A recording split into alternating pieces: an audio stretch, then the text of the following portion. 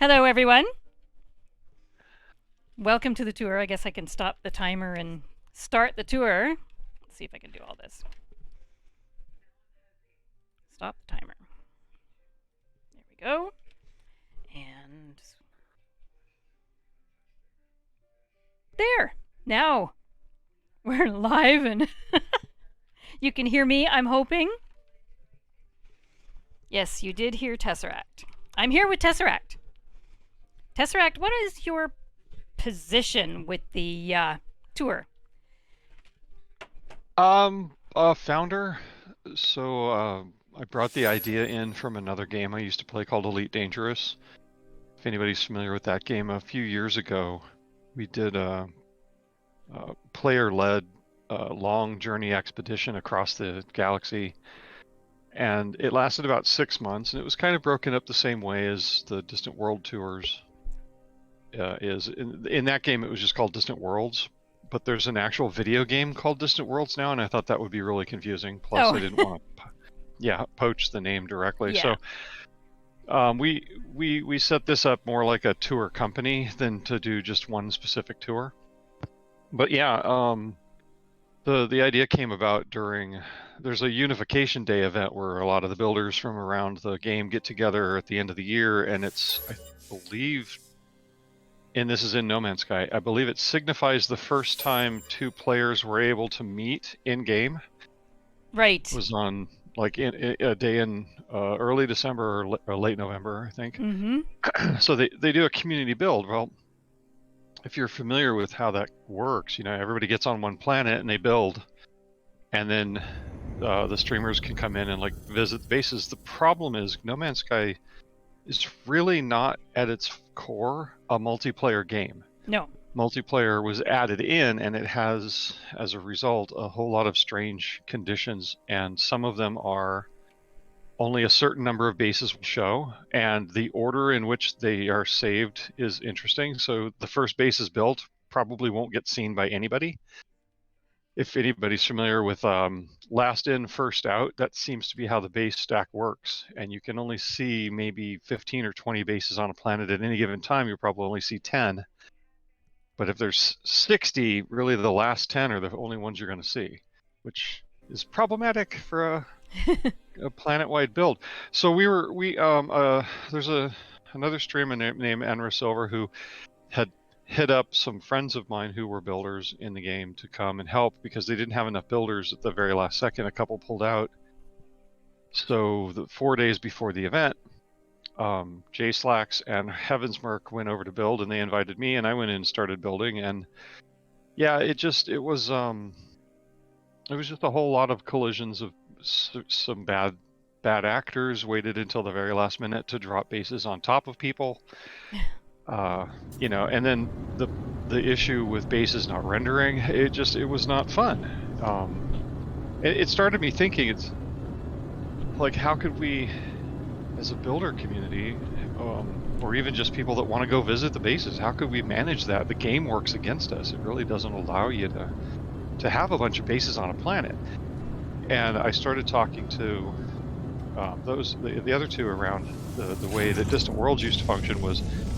It wasn't a single destination, it was dozens of destinations stretched out across the galaxy, and it took months to travel.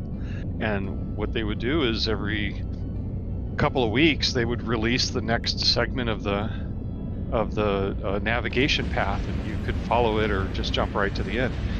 They did that for a couple reasons. One was to make it more fun for people, so do it in smaller steps rather than the whole 200,000 light years out and back kind of thing all at once, but also to prevent people from jumping ahead and griefing. In that game, griefing, in Elite Dangerous, griefing is they wait for you to pop out of hyperdrive and then kill you. Huh. So, which is a thing. So it started me thinking that structure would work really well here, and we have a lot of the people from the Distant Worlds planning that were in No Man's Sky, but it's been 3 years since the last Distant Worlds events, and nobody's done anything in No Man's Sky. And I thought, well, then I'll do it, because we need to give it a try. It was basically a experiment. Well, it sounds like a cool one. It sounds like it's going to be very fun. the way we structured it was the outline is this: each builder gets their own system, and the address is secret. So go into your system, build whatever you want. You own the system. What the tour does is it will travel people from system to system on an itinerary. And what we'll do is we'll release the itinerary in smaller chunks. So instead of 67 or I think we have 72 or 76 stops at this point. Instead of releasing them all at once, we'll release them in sections, and that makes it more fun to go along, less daunting. Also prevents rush ahead griefing. If that's the thing. We haven't really had too much of a problem with that, actually. So the hypothesis is, if we put the builders in the systems by themselves, when you as a traveler can go through, it's more like visiting a gallery, right? So all the art's not stacked up on the lawn. It's actually, you go from room to room, and then the art's kind of the focal point in each room, and that allows the builders to get as grand or as tiny as they want. Like the third stop on the first stage is probably one of the fan favorites. It's Nerosi's little house build. It's tiny. Yes. But I think I've seen pictures of it. Yeah, and I'm classifying that as kind of our tour poster child, primarily because it's the only base that we have so far that'll fit in a single picture. But she made it by hand. She does a lot of hand placement, and that's extraordinary. And the interior is design. It's brilliant. Like the first thing I noticed when I walked in was that there are dishes in the sink. I mean, that's how intense that build gets. I'm looking forward to seeing it. If you've just joined us, what we're doing today is doing the Distant World tours, and there was a link in chat there, so that you can see the website. It's a whole. How many builders and worlds are there? I've got the website open. The count keeps going up because we're still accepting builders. At the moment, I'll let it load really quick. I think we have 76 builders. 76 yeah, we have builders? 67 systems, 463 planets, 314 bases, and that's structured across 6 weeks. Tomorrow is the beginning of week 4. Right. So stage 4 launches at midnight tonight Eastern time, if Awesome. I get my deadlines done in time. So So I'm at the Working on it first system. I loaded in yesterday so I was here, and I haven't seen any of the bases yet. So we're gonna go explore the piles of really cool stuff that has been built. I've seen some pictures and a few videos. Tesseract, do you have that URL for the videos? I had forgot to get it. So what I've been doing is as the videos get produced, I link them into the pages for the builder they belong to. So if you go, like we're going right now to waypoint 1 of stage 1. That's going to be Jay Slacks. He's one of the people that started the project with me back in December, January. There's video, so the teaser video and some of the other walkthrough videos will be on his waypoint page. That way you don't have to hunt all over for like specific videos. I just gathered them into a gallery. All right. Well, I found one on Neclititus 7, Neclititus 7, and we're heading that way. To see the first one out of how many? Well, you said there's hundreds of bases, so we're gonna see as many as we can today. 314 not planned 7. so far, but not like basically if the builder goes into they own their own system. If they have a system with like 6 or 7 planet bodies, like we count moons and planets as just a planet, whatever. They could do as many builds or just one. Slacks I think did 4. He's your first stop. 2, 3. No, he did 3. He's got 3 builds. 1 on each planet.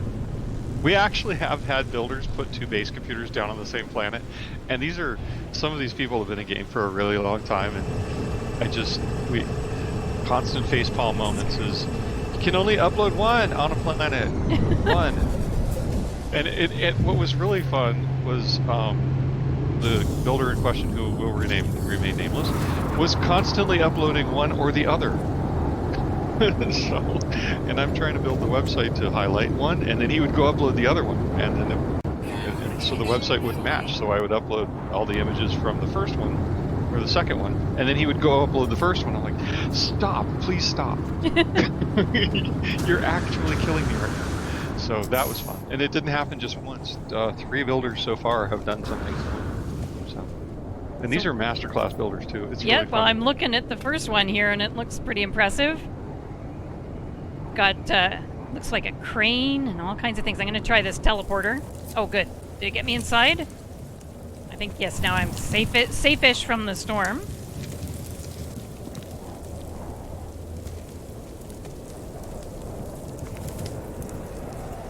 It's hard to see with the storm going. Yeah, it is. That's his, according to his waypoint, that is his deconstructed atlas. Ah, right.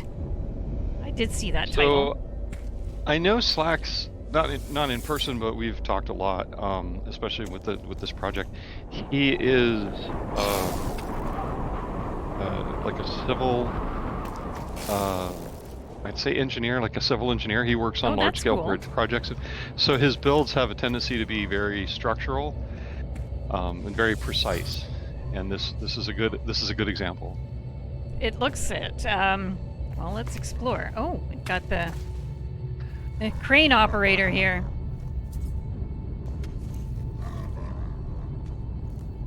And then look, there's a big giant fish in the distance. I don't think the update has happened yet, Liliana, but the Sean posted an emoji yesterday, and that's something else we want to talk about today, is that what the emoji means to people. It's a little devil face smiling. Although some people have said that it looks more like the devil is smug rather than smiling. So, And what do we think? It does look purple, yes. So, is that significant? I don't know. What do you think it means? The entire builder community right at the moment, the people that have bases live on the tour, and the ones that are about to launch, I don't know, tonight, are wondering if this is going to break all our bases like the last 3 updates did. Well, then I picked a good day to come and visit. I don't know. I didn't really get the last one was fractal. I'm like, that's great. It doesn't really tie into anything specifically. It was more like a back end work and a few front end pieces. This last expedition didn't really feel cohesive to me. I mean, it was kind of a whole bunch of expedition things kind of put in sequence, but it really wasn't as like story driven as the last one. So I don't know what they're up to. Wait. What? Scar? What did you just say? You can't be telling the truth. I'm sorry. There is no way that Sean Murray has promoted me. Let's just refresh his Twitter here.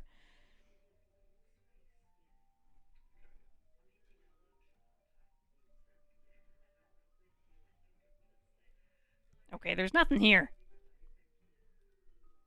He says Jason. Oh, Jason. Is Jason here? So I'm assuming that's Jason Plays. Yes.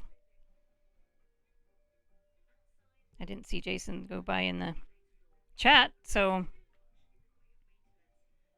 And Jason has promoted you. Just check Twitter for more info on Jason. That's awesome. Okay, that makes more sense. Thank you, Scar. I don't know where I got Sean out of that. I would have been impressed and highly pleased if Sean had promoted me. But anyway, so... Well, congratulations. Thank you. This is, what did you say it was called? Atlas Deconstructed? This one is Atlas Deconstructed. Yeah, he's got 3 bases, one on each, Yep. 3 different planets in the system. We're gonna go see the other ones, but This is actually one of his tamest builds, to be honest. He does a lot of like these really crazy, intricate fractal builds that I call them, and you'll see. All Like, right. I know how to do one glitch trick, and I can make a circle and a ball, and that's about it. I make a crazy. box. So Yeah, there you go. okay, I'm headed to this one. Swarla Coral. Oh yes. We're ignoring the threat. And yes, Jason is busy today. Pulse into large ship. There we go.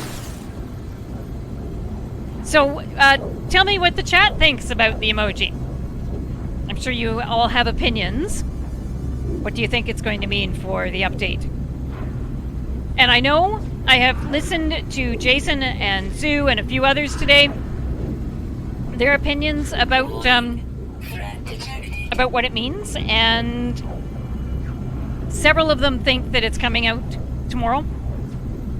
I don't think so, because this is Easter weekend, and I suspect that the expedition will come out next week, after the long weekend.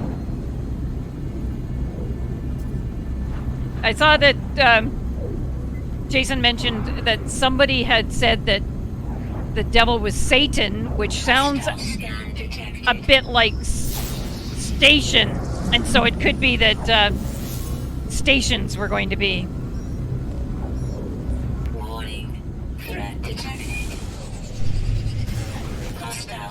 Alright, I guess I need to fight these guys before I go to this base. Where are ya? So, Tesseract, how did you find the builders that built? Well, Jay Slacks, the guy's base you're visiting now. He's kind of in between the older class of builders, like the first gen and the newest gen. He knows a lot of the people that are in the builder community, so he started reaching out in his group of friends, and I mean, basically I just trolled through Reddit and started pestering people. The goal for the tour isn't to just highlight masterclass builders, it's basically to get the community some visibility from top to bottom. So we've got some big names and we've got some people that are just starting out. What I'm trying to do is, people see these builds and they'll see them on Reddit and they'll see them on the videos and stuff, and they have no idea how these things are produced. They know they're done, but they don't know how. So that's a little daunting when you want to get into building. So what I'm hoping to do is take some of these builders that we've been able to find on Reddit and through relationships, and we introduce them, but we also bring in some newer builders that are, a little bit less well-known or just starting out, and create an even mix. So you get to see like how you can get from just basic starting to build all the way up to doing ridiculous crisscross and feeble builds. Because those are techniques. I mean, I know how those techniques work, and I see them, how they build their bases, and I can see how they got there. But when I first learned to build things, it wasn't really obvious what glitching meant, and the terminology changes a little bit depending on whose videos you watch, and it can be a little confusing. So we pulled from the community. We reached out to builders we know. We've been pulling in a lot of, like, one of the things that I really enjoy doing is I'll look around for people who don't necessarily have a lot of practical technique, but have a really good vision or artistic design, and I'll bring them into the tour.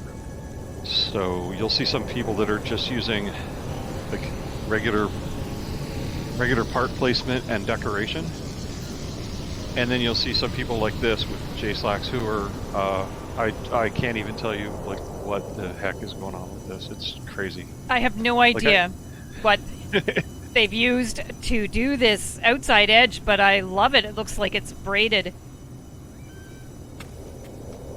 Let's go inside. I think that's one of the newer parts, if I'm not mistaken. That's that weird kind of Mobius strip stone that they gave us, and it's just I mean, I know how he does that, but I don't know how to do it myself.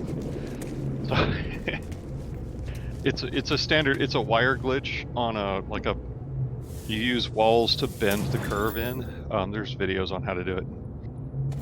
I have yet to tackle that, but it's a lot of tedious work, and he's on PlayStation, so for him it's a lot. Like in PC it'd be a lot easier because we can use mods and stuff, but on PlayStation now it's pretty much all manual. Oh, right. I wouldn't even think of that. What was really fun was listening to him complain nonstop for the 2 weeks while he was building this, because that release that they did when he was building this removed the ability to rotate parts left on the controllers. That was a bug that stayed in there for like 10 days. They fixed it, but it took 10 days to do it, and the entire time he was on this build, he couldn't rotate left.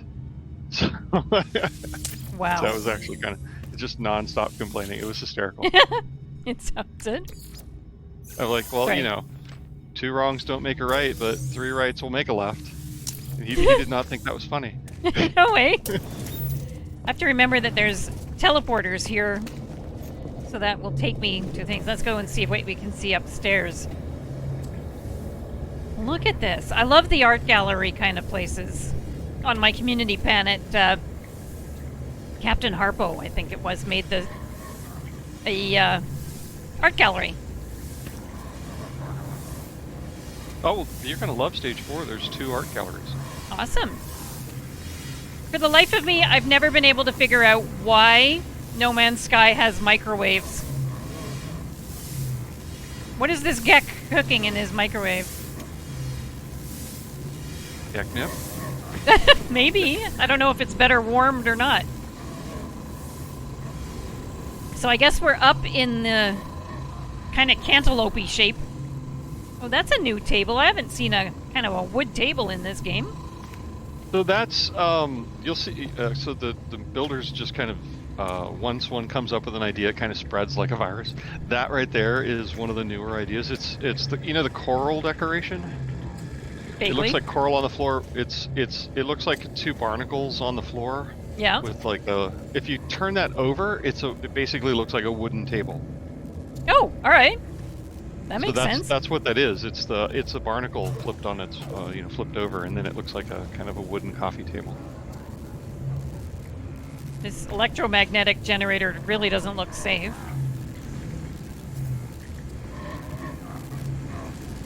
And I hear a Vy'keen mumbling in the background. But I don't see one. We got aquariums, and these things are kind of cool. The expanding cube gadget. There it goes. And I like the new skull.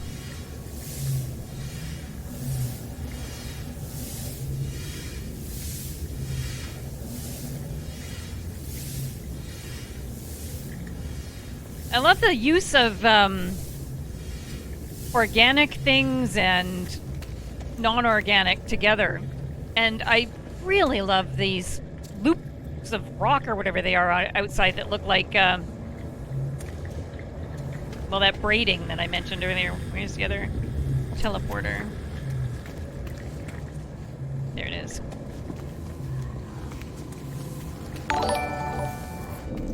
Thank you so much for following, Rubbylux. We are doing an exploration of the Distant World Tours, and the URL is there in the chat for the website that I'm following. I'm here with Tesseract, who is the instigator of all of this. Although, who was the builder for this one again? I like that. I like that title, Instigator. I'm totally going to steal that. Yeah. So this one is Jay Slacks. He's one of the.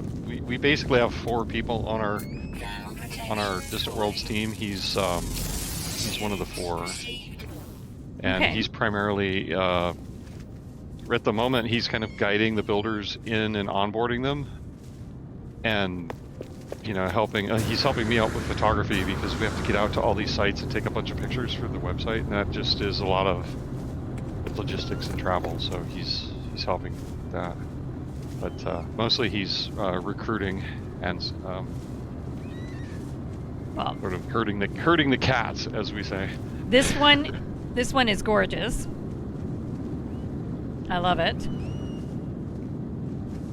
I'm on my newish ship that I got through, I think, Mandanhar.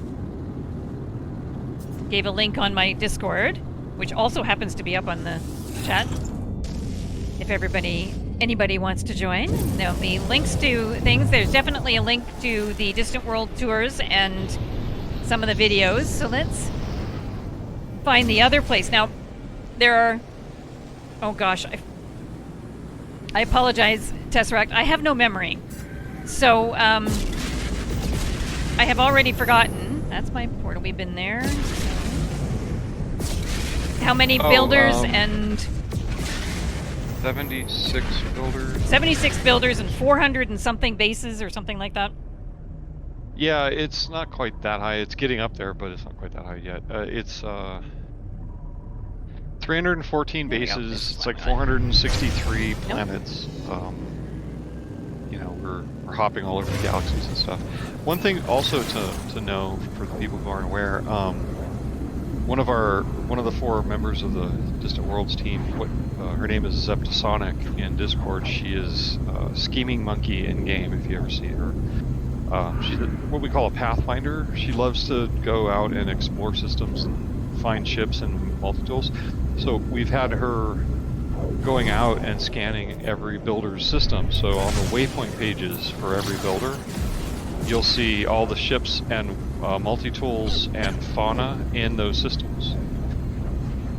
And we're also structuring the tour so that we'll be passing by all glitch planets where you can do a glitch collectible, like a decoration for your base. And there's 11 of them, so we're making sure that we're going to capture all 11 through the course of the tour. Awesome. And yeah, and there's one other kind of thing that we built in is at the very end of the tour, we're doing an open system build, so anybody that wants can go there and build, but I'm not releasing the address until the end of the tour. That makes sense, and that is at the end of April, not August. It's at the end of it's in April 19th is when that April gets released. 19th. Okay. But what I'm also doing is I'm dropping clues to the system's address in the first 5 stages. So if you want to get in a week early, on the bases, the one base in every stage will have a hollow clue, and it'll basically give you a couple of glyphs for the address. Just collect the glyphs, and you'll have the address to the after-party system a week early. And that way you can go in and that is cool. Figure out where you want to build it. Yeah, so keep an eye open for that. Spoilers. So if you, it's not on Slack space. If you want to build, you want to see if you can figure out those clues. All right, thank you so much for subscribing, Robulux. That's awesome. So this is the 3rd of 3 bases in this area.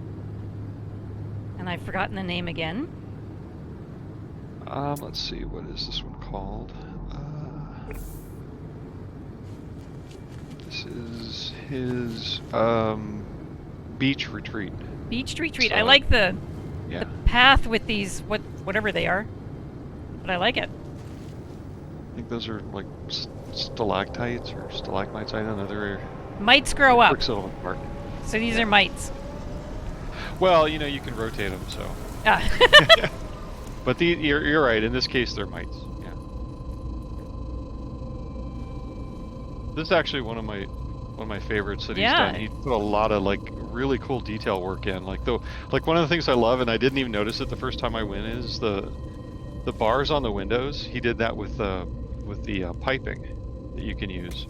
Oh. Like the resource gathering pipes. That's cool. Yeah, tons of little details in here that I missed the first time through. It's a great place. Look at this. So did you tell me, Tesseract, what you think the emoji stands for? It's gonna mess with people's bases and break all of Yeah, my mods. that's I know it. that's for sure. I don't know beyond that.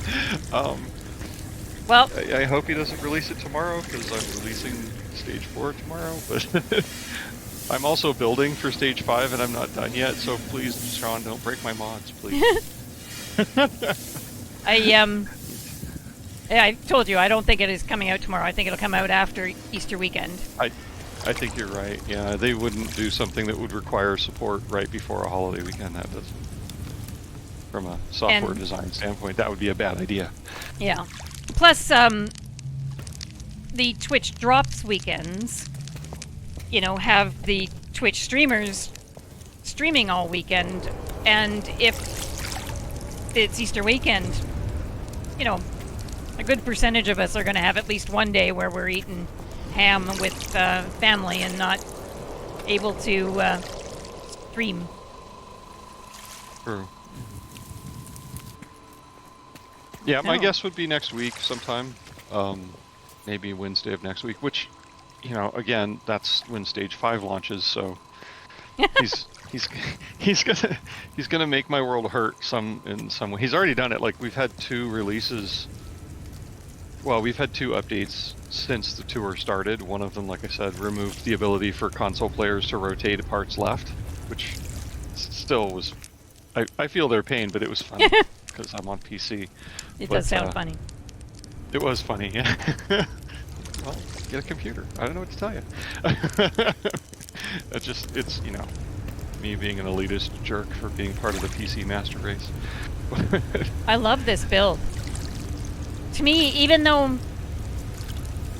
it seems slightly Egyptian. It could be because I was playing Assassin's Creed Origins the other day, but I don't think so. I think there's just something about it seems slightly Egyptian. Could be the triangle parts. He's got a lot of triangle parts mixed in, and there's lots of triangles. That's the archway, like the stone archways, to me always remind me of Spanish architecture. But you're right, in this one it has a different feel. I think it might be all the triangles. That and the shapes in it could be slightly hieroglyphic looking. True, yeah. That's true. Okay, was there not a path? No. I thought there was going to be a path into that other place, but apparently not. I think it's Stage 2 or 3 has a point of interest stop that's a world where all the builders built castles. Ooh! And Slacks has one on there too. There's at least a dozen castles on that planet. Okay. So definitely want to see that. Okay, so there are bubbles off to the sides. I'm just not sure how to get into them.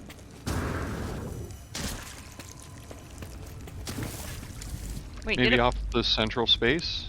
Yeah, it was... Oh, well, there's one here. Oh, I guess that's right, stairs. Going up a curved staircase. So it's just the steps. Okay. But there's stuff over there. How do I get to that? So there's one detail on the walls. If you step back, I don't know how far ahead the stream is. Go back in the stairwell that you were just in. And I'll show you something that he did that it's really interesting. He buries a light fixture inside the stone wall, so you don't see the light fixture, but the light casts upwards, and then you can see it in the stairwells. Oh, here, yeah. And it's yeah, see that right there? So it picks up the pattern in the stone. What you're seeing is that little metal thing is actually the it's that one light that's kind of tall with a circular lampshade, and it has little orange bugs floating around it. He shrunk it down and inverted it. Yeah, he shrunk it down, inverted it, and pushed it through the wall, and it just the light cone highlights the stone. And I caught that the first time through, and I was just like, that is nice. That is such a nice touch. It is. It's so easy to do, yeah. I like that. And this image to me looks vaguely Stargate-ish, and I have no idea why. It's that triangles. Nerd alert! Yeah, it's the symbol for Earth in the Stargate mythology. There you go. Triangle. It's basically where the pyramid with the star above it. Yeah, that's us. Oh, look at this room.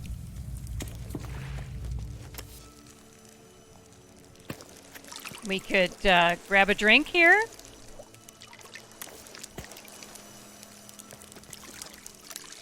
If anybody wants to join in game, my friend code should show up. Oh, wait a minute. Let me just check and see if I have it turned on. Commands. Oh, no, it's not commands. It's timer.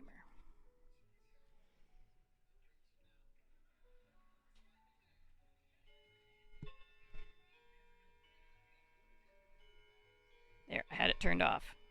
So it should come into chat if anybody does want to join. And you can come and have a look at these builds that are stunning.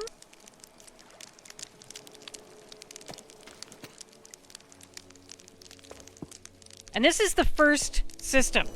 So we've got hundreds left to look at. We won't be looking at them all today.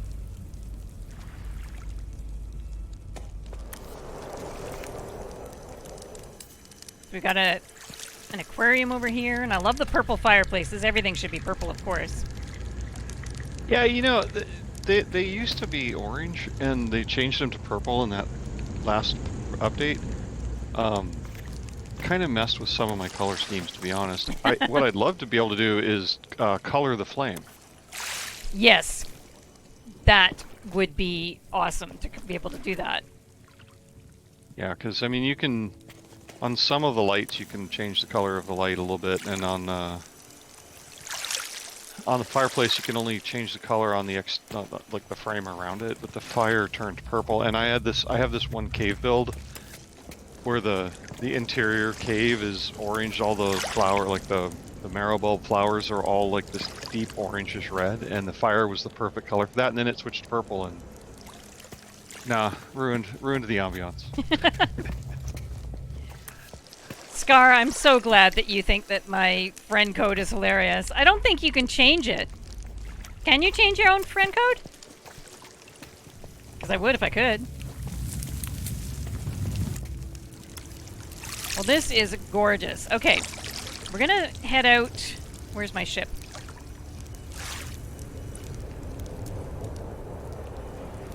There it is. And see if we can teleport to... Oh, we got an empty... What is this? Just an empty spot. Oh, I like Scar's suggestion of being able to color the flame like you can color ship trails by adding something, you know, add a material to it or something. That would work. That would work. I mean, even if it just had a color palette, that would be ideal. Because I mean, purple's cool, but not... Purple's great. For every circumstance, I suppose. Okay, I thought I saw... Base fire is purple. Sorry. Didn't I see a teleporter out here? Naturally, they had teleporters at their other two bases, and now I can't find the one for here. I'm not sure where he put it. It's probably inside in the main room. It's only been a few weeks since this base was released, but it feels like it was a year ago. So these are the bars you were talking about. I like that look. I really do. Yeah, I've not seen that before. That was really a nice touch. It gives it the cool touch of Gothic. Okay. There it is. Wait, it's on. It was up on a pedestal. He shrunk it down, and it's right by the door, like the main door. Okay, hang on a second. Yeah, there's a delay on the thing. I've tried to get rid of the delay, but it is as short as I can get it. It's shrunk it down, and it's on a pedestal. Right on the inside, like when you walk through the main door, immediately turn left up on a kind of pyramidal dais. There's a tiny little portal. He shrunk it down. It's about a quarter of the size. I've lost the main door, so now I don't know where it is. This is it. Okay, main door. Turn left, you said? It was right as you were coming in from the outside. It would be immediately on your left. Okay, well, I'm...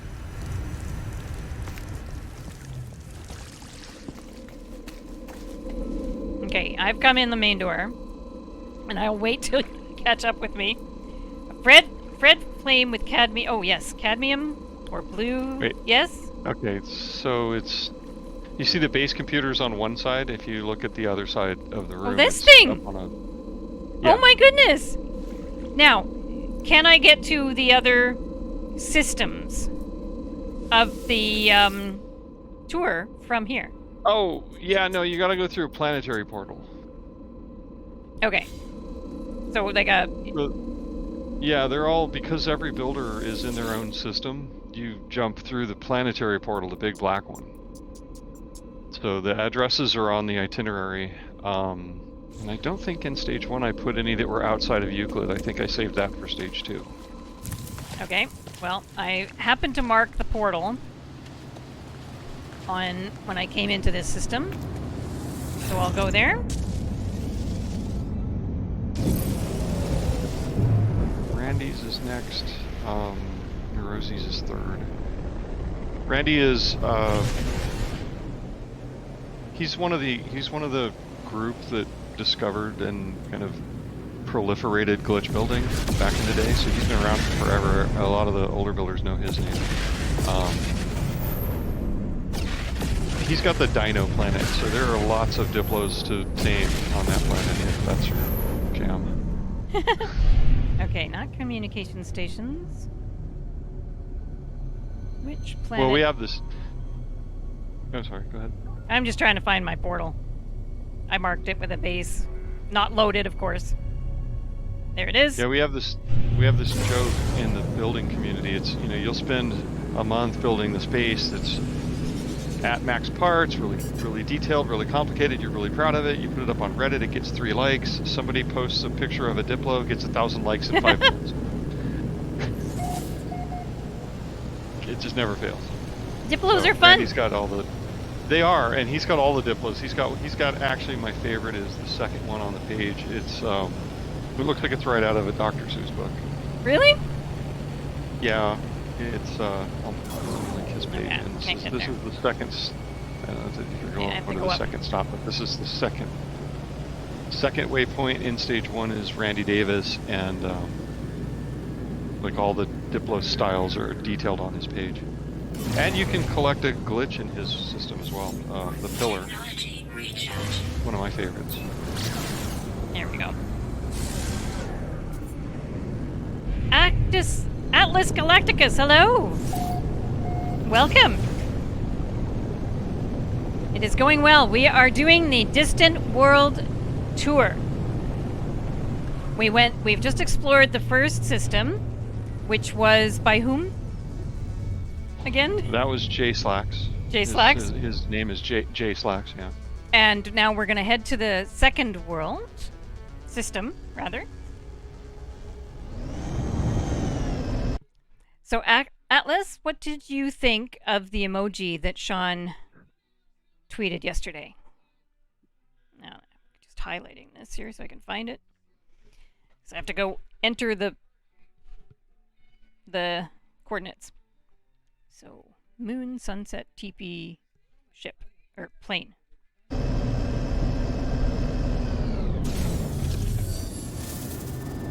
I did mention... Oh, wait. If I go in there, where will it take me now? Back where you were when you dialed. Okay, I don't want to go there. That was the glyphs planet, so that I could get all the glyphs. So what did I say it was? Moon. Sunset. Oh, I have to charge them again? Wretched things. Technology recharge. Oops. Technology recharge. Technology recharge. Technology recharge. I really wish they had a charge all button. Technology That recharge. would Charge be... everything would be nice. Yeah, that would make so much sense. Technology recharge. You'd think in this modern time they would get around to it, like when we can fly ships into space. Recharge. Technology recharge. Technology recharge. Well, so that's that's an interesting conversation because a lot of the space games have this Technology recharge. this Technology recharge. function where you can't plot exact coordinates from orbit. Like I'm in a spaceship in orbit, and I can't fly to a specific GPS coordinate. We have GPS now on my phone. Like it doesn't make any sense that the future wouldn't have GPS. How do I So if I wanted to, what's that? how do I use this thing now? Did you charge everything? Yeah, everything's charged. Oh, 90%. No, it's not. Technology There. recharge. That's how I use it. So, yep.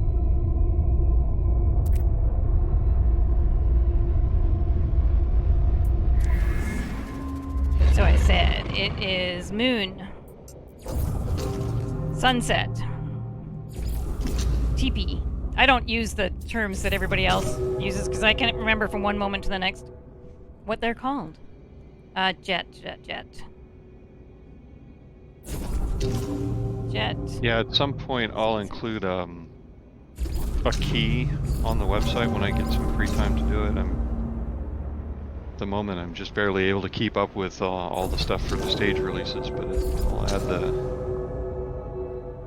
the glyph keys so that it's because when the clues pop up, I use not the game names for them, but the standard things that people call them. I make up my own things. I think that I'm relatively accurate according to what other people call them. Because, they look like that. But, here we go. Yeah, I just want to make sure that people don't get confused. So if I tell them, like, this is what I'm calling it. Because when it pops up from the message holo, the clues, it's written out. So it'll say, like, bird, which is obvious. Yes. But if I said, like, Ocean King, that's actually the little whale. So it's either whale or Ocean King or fish. So I think I used fish because it's shorter. Oh, right. Thank you so much for following Atlas Galacticus. I want to call you I don't know what I'm trying to say. I don't know. Sorry if I'm saying it wrong. But, who said almost familiar? You think it's one of the best emojis he's ever shared? Why? Almost. I was on another web page looking at the address for this system, and I wasn't watching the chat.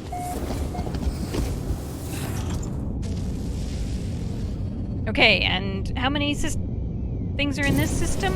Tesseract? He's just got the one base. And it should be on this planet. Dinotopia, yeah. You said he that's the one. had Diplos, so that seems reasonable. He's got all the Diplos, yeah. Like crazy number of them. They're spread all over his planet. You think it could mean we will be seeing a new enemy? Yes, I've heard that said. Where did it go? That it? Yes, that's it.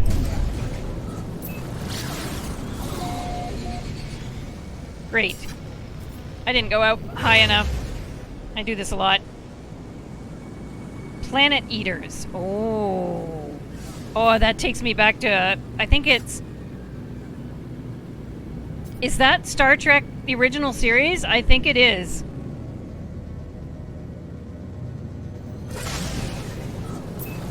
Either that or very early next gen. Basically not a croissant, but a kind of a bun that ate planets. Change factions.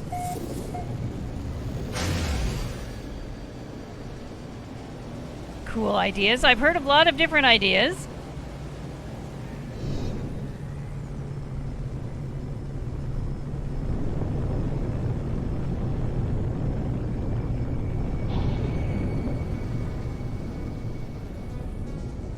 Right. Let's see what we've got here. Oh, this is a cool build. I like the patterns I saw just as I was landing.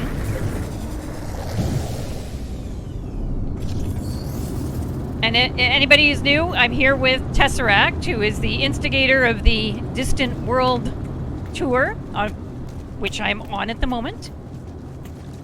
Look at this place. I've never seen this statue. I love it. So here, we'll build it, building up towards the view of the building. Turning.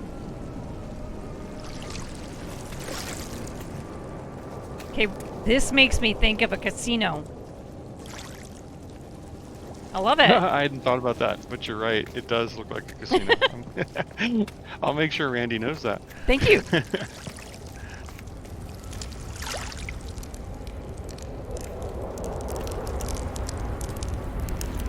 Yeah, now that you say that, it's all I see is Las Vegas. Yep. That's funny. All it needs is a fountain. Oh, we got lots of dinos here. Diplos, and they're making cool noises. Okay, I build boxes out of wood. How do I get out of here? I've lost the door. There it is.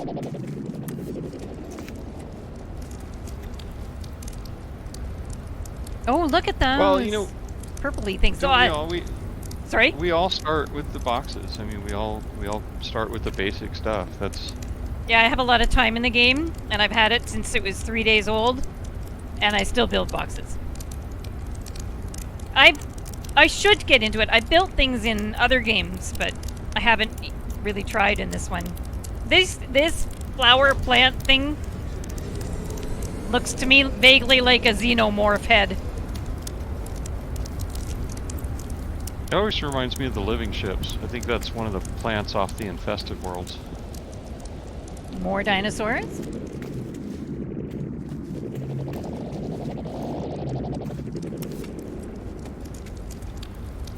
Wonder if we can get into that tower at some point. Look at this floor. Oh, speaking of aliens, I hear one now. Thank you, Scar.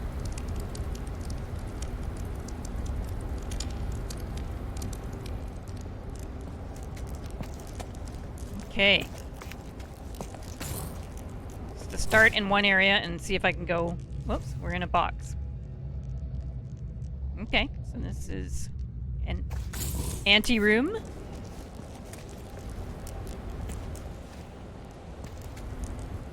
So just to put this out there, some of the early builders in the first stage,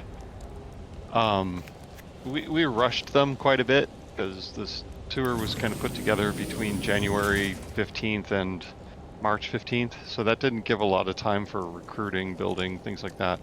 And we had maybe 30 builders right up front, but all of them wanted to be in stage 6, which doesn't release for 2 more weeks. So, you know, I have to give Slacks credit for pulling them into stage 1 because, man, that was just a brute force effort on that one. I wasn't dissing. I'm impressed with this, regardless of whether or not there's rooms that don't have furniture in them. Okay, what is that noise I keep hearing? Sounds like something opening and closing. Maybe it's this door. Okay, here we have some decorative elements. Jellyfish in an aquarium.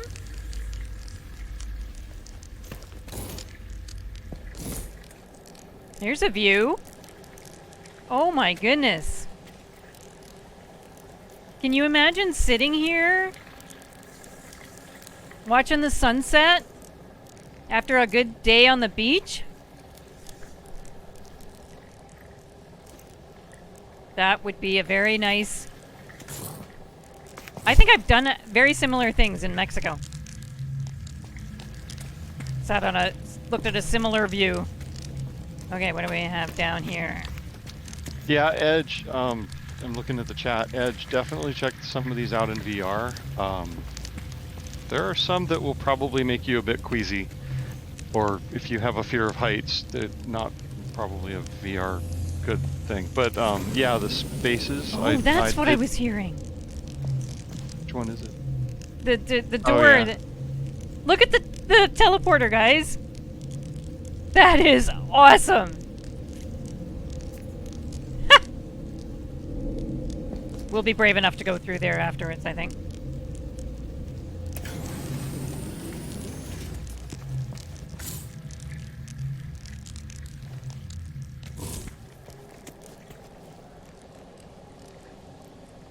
No, I didn't know that.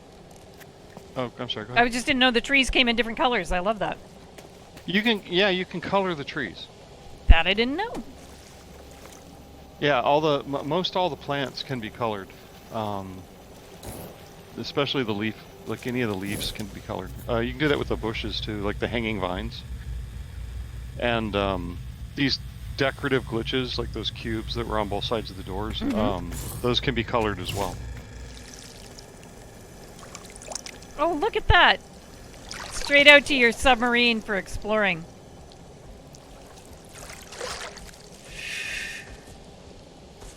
And a dinosaur or dragon? Not sure what that is. Received.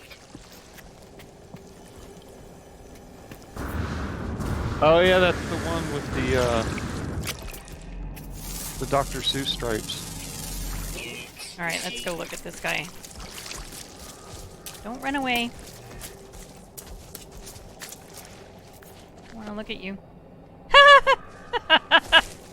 Dr. Seuss is very appropriate for that. Hey, There's come here. one. It's the last Diplo in the gallery on his details page that looks like Waldo from Where's Waldo? Really? It's a weird kind. Yeah, it's I'll link the page in again because it's moved back into the chat. Hang on.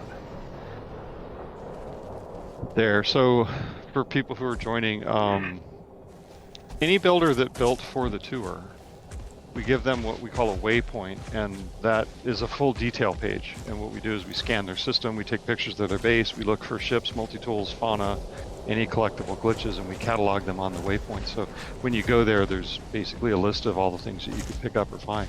Oh, he's following me. On the gallery for Randy, we're visiting Randy's base right now. The Diplo gallery, the very last one, kind of looks like Waldo from Where's Waldo. Oh, that's why I couldn't figure out why I couldn't fly, because I had another menu up. There we go. That was cool. We'll look for Waldo.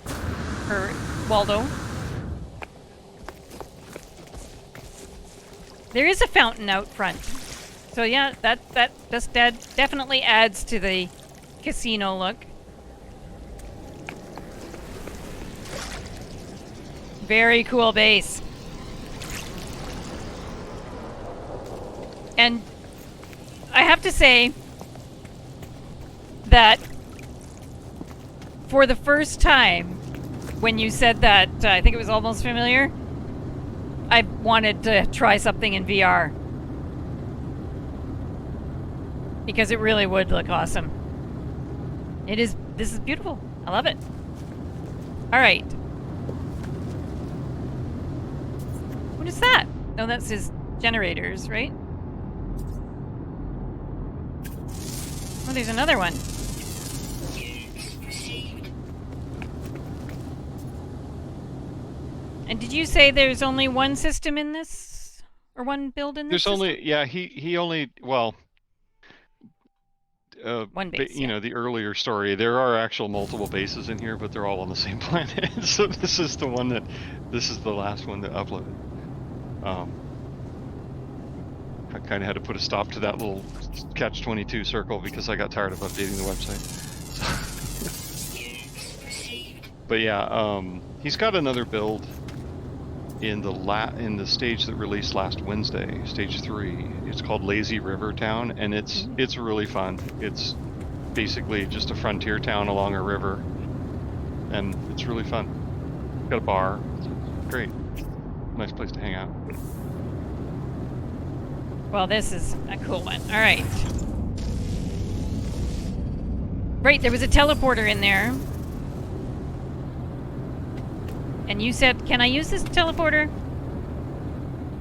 I guess I can use it to get back to my portal. Yeah, do you have did you set a base down next to a portal? I did. Planetary portal? Yeah, so you can teleport through any one of those rings. You can get to any one of your bases. So, yeah, that's what I do. I have a base a portal base in all the galaxies, so you can jump around pretty quick. Oh, that's another thing. Stage 1 is all in Euclid, but Stage 2 starts to branch out. For anybody that doesn't have galaxies outside of Euclid, we are offering a taxi service in our Discord. All you have to do, there's a looking for taxi channel, just ping us and we'll get you to the galaxy. It's Well, a that's good way to cool. get, some of them are invite only, so there's a couple of hidden galaxies that we're taking a tour into, so you have to be brought in by somebody already there. So I don't know if everybody saw this teleporter earlier. Oh, there's the skulls outside, and here's the teleporter. Haha. Going into the jaws of the beast. Portal. Do I have to? I probably have to charge that wretched thing again. If you've already gone through it, it should still be charged. But then You how have can to- I make it go to a new place? That's what I was trying to figure out last time. We'll see. I've always had like a weird thing with that. It's if you go through the portal, the receiving end, it doesn't seem to want to let you dial. But if you go back through to where you just came from, you can dial out again. Okay, we'll give it a try. And it should still be charged from that time you charged it. Otherwise, I think if you fly off the planet and back, you can dial the portal again. It's got a weird mechanic. I've never really given it the time to figure out exactly what the behavior is, but I've run into that before. Hey, look, you can get loot every time.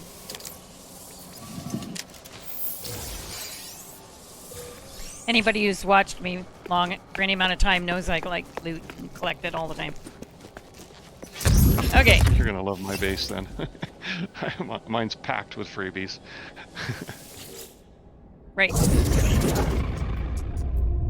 I should be able to put this in. Now, switching over to... Generally, I hate comm balls, but that one was promoting the tour, so I have mixed feelings.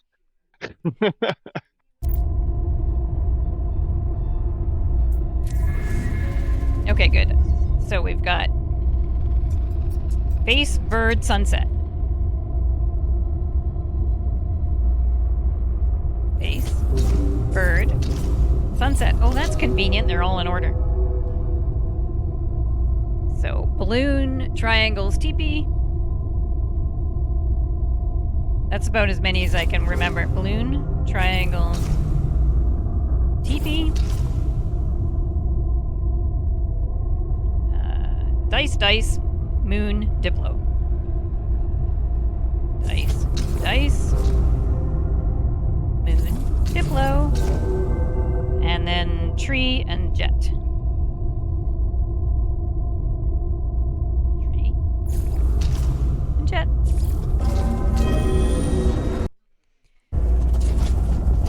So, yeah, Tesseract is putting in the distant world URL there. So there's a website with all of these glyphs on it. And you can come and check out all of these incredible builds. And we've only been to 2 systems so far. This is going to be our 3rd system. You're gonna like this one. This one's the one, if you're gonna do VR, this would be the great one to do it with, because this house is, it's very small, but the interior is decorated to the nines, and walking around inside is just a treat. Oh, I know which one this is then, I think. Yeah, this is clearly the fan favorite so far. Well, it's in the pictures, so that helps. Yeah. Well, and like I said earlier, it really is the only base that fits in one picture, like entirely. So that helps. But the Rosie's really good. I mean, her style and technique is phenomenal. And like she does a little bit of glitch building, but mostly these are hand placed parts, like fully manual. And when you look at what she does and how she's able to do, like, basically build by just pre-placing everything, it's just a phenomenal build. All right, house in the sky. Let's go and look at the house in the sky. And that is cool. Scar, you'll have to remind me next time I play Assassin's Creed, please, so that I can work on that. Work on getting that auto loot done. Oh, goodness. I thought I was higher above the atmosphere. I make this mistake every planet, as you probably have noticed.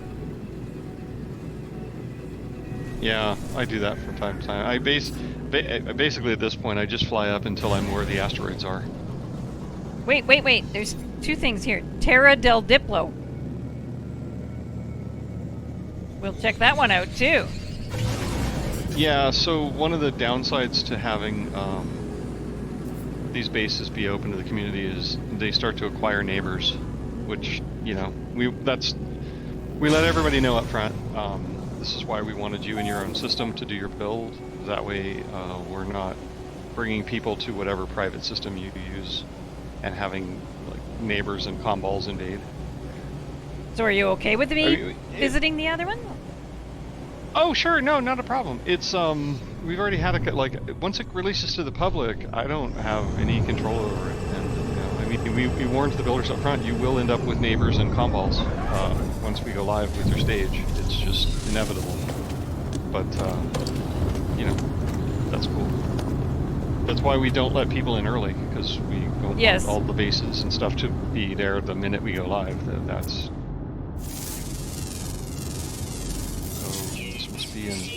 Because what I'm assuming is because she has such a popular build, people will drop anchor bases so they can get back to the system. Does anybody else see the skull in that rock over there? Just beside my scanner bar? Right there, right above it now. Yes. Thought That's that was creepy. It is. All right, so we've got a teleporter and merchant.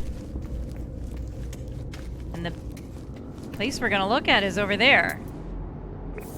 So, how do we get to it? We got some nice outdoor resting For her areas. build, you're going to need to fly over in your ship. She's got a little landing pad right off the side. Oh, okay. I thought this was hers. No, this is the neighbor. Somebody came in and built. Palace. Oh, the one I went to was House in the Sky, and this is Palace in the Sky. That's the difference.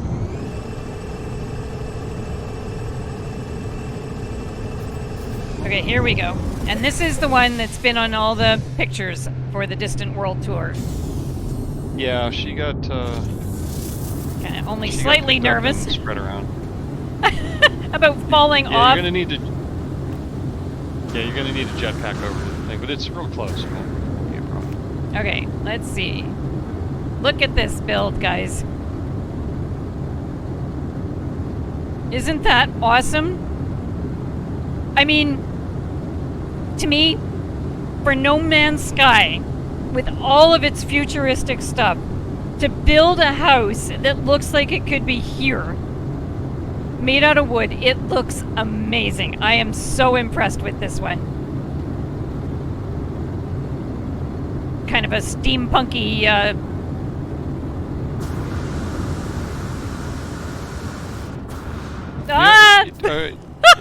If you're familiar with the games, the BioShock franchise, the last one, Infinite, had City in the Clouds, and this is. Oh no! This build fits right in with it. Okay, bye. Well, I didn't have the jetpack ability to fly over there. You're close enough to be in free cam if you know, when you're from the landing pad, you might be able to just free cam, right? Yeah, go in with the camera. I don't even know how to do that, but I will try it. Now, how can I can't even find it anymore. Where is it? So the camera mode, it's basically going on your camera mode. And I'm looking for the house. Oh, it's up above you. Straight up. Straight up? Yeah. You're going to need to call your ship in. For most people, it's too high to jetpack. Yeah, it's true. You can't look straight up in this game. Only in first person.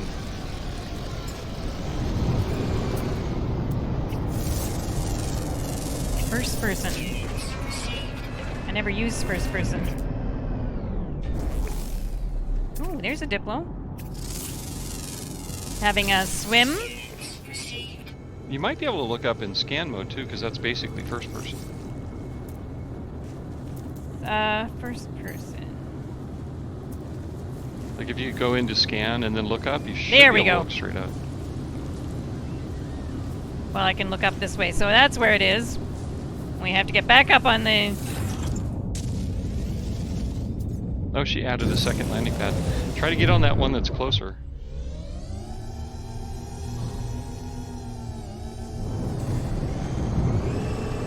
Nope, just passed right through it.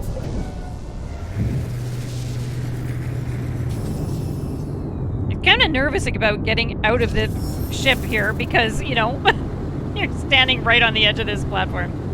Okay. The game has this weird mechanic where if you're on a narrow, if you come out of your ship and you're on something like that, it'll either put you right next to or right on, like on top of your ship. It won't port you out and make you fall. Okay, how do I... Sorry. So, you know how to get to your quick menu? Yeah? You just had it up a second ago. On the far right of that, there should be a camera icon. That'll put you in photo mode, and you can move the camera around like you. Yeah, just the second from the right. That Damn. one. Don't do that. That'll report. No, I see that. So Now, when you move around, it'll actually you can go in and out of the building because you're close enough that you should be able to go through the entire building without having to fly over there. Okay. Let's try that. Have a look at this view. Look at that. I just love it. I mean, I've probably seen houses built like this here on this planet. I just love all the tiny little details that she put in, like the lit window above. That's just a lit floor behind the space, but it looks like a window at night. It's great. Oh. There's that coffee table again. Oh, wrong buttons. So how do I get out of this? Left shift? Let's try that. No? Okay, I'm still in camera mode. Good. We got a bedroom, small bedroom here. Are you on PC? Yes. Oh, just right click. It said that exit. So here we've got kitchen. Yeah, if you wanna, if you click on anything in photo mode other than like the left mouse button or the space bar, you'll leave photo mode. Oh, here we got stairs upstairs. Little deck.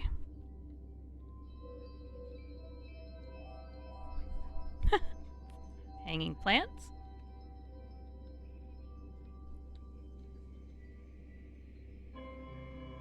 Okay. We didn't go up these stairs, did we? No, we didn't.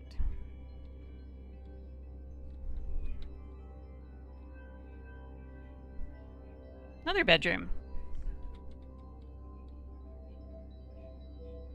I love this. This, like I said, this is an amazing build to me. Now, I know there's a kitchen somewhere because you've mentioned it's it. down on the. It's on the main floor. Well, it's here. Somewhere. This is just the seating area. I feel like I'm crawling around on the floor. That was the bedroom.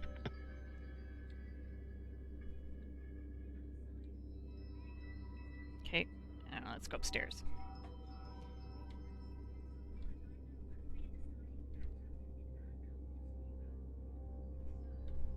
It's another outdoor seating area with lots of plants. Here's a bar here, kind of serving area.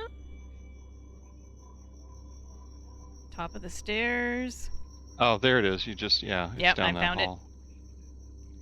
The kitchen. So, And there so are not on dishes the in the main- sink. And yeah, it's crazy. kids' pictures on the fridge. That's what that looks like to me. I have pictures like that on my fridge from my grandkids. Dishes in the sink. So the homeowner has obviously just left. Microwave. I'm not the only one who thinks that thing looks like a microwave. This is an amazing build. Oh, more stairs? Yeah, she's really good with the details in the, especially interiors and little micro spaces. A lot of, like, it's weird. She's got this, she's kind of on both ends of the spectrum. She'll build these really tiny, intensely detailed little buildings. And then in the, I think in this stage we're about to release tonight, stage 4, she has a huge mech that's 20 stories tall, and it's battling another builder built another one, then they're in a battle, and they're like massive. So she goes kind of both ends of the spectrum. That's cool.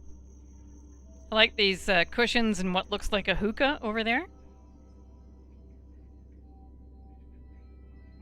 I hope everybody knows what a hookah is.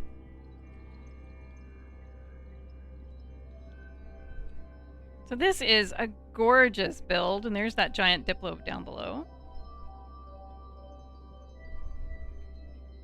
Oh, there's even another floor. Yeah, there's some like little hidden rooms in the tops of the like 2 little towers. I think Oops. though you can scan through there. There's ladders inside that she uses to get up to them. Yeah. Oh. See, I would be sitting up here with the doors open so that you get the breeze. Looking at the view.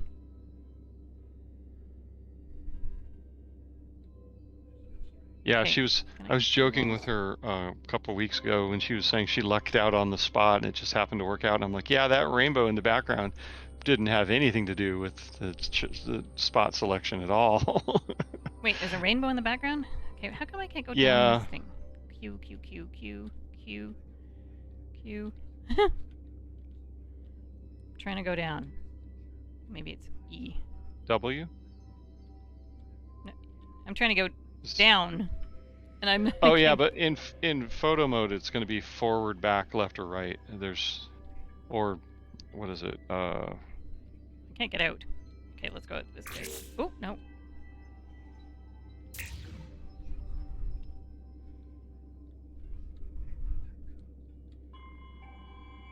Okay, so here we go. Now I'm finished out. Yeah, see, figured out my controls.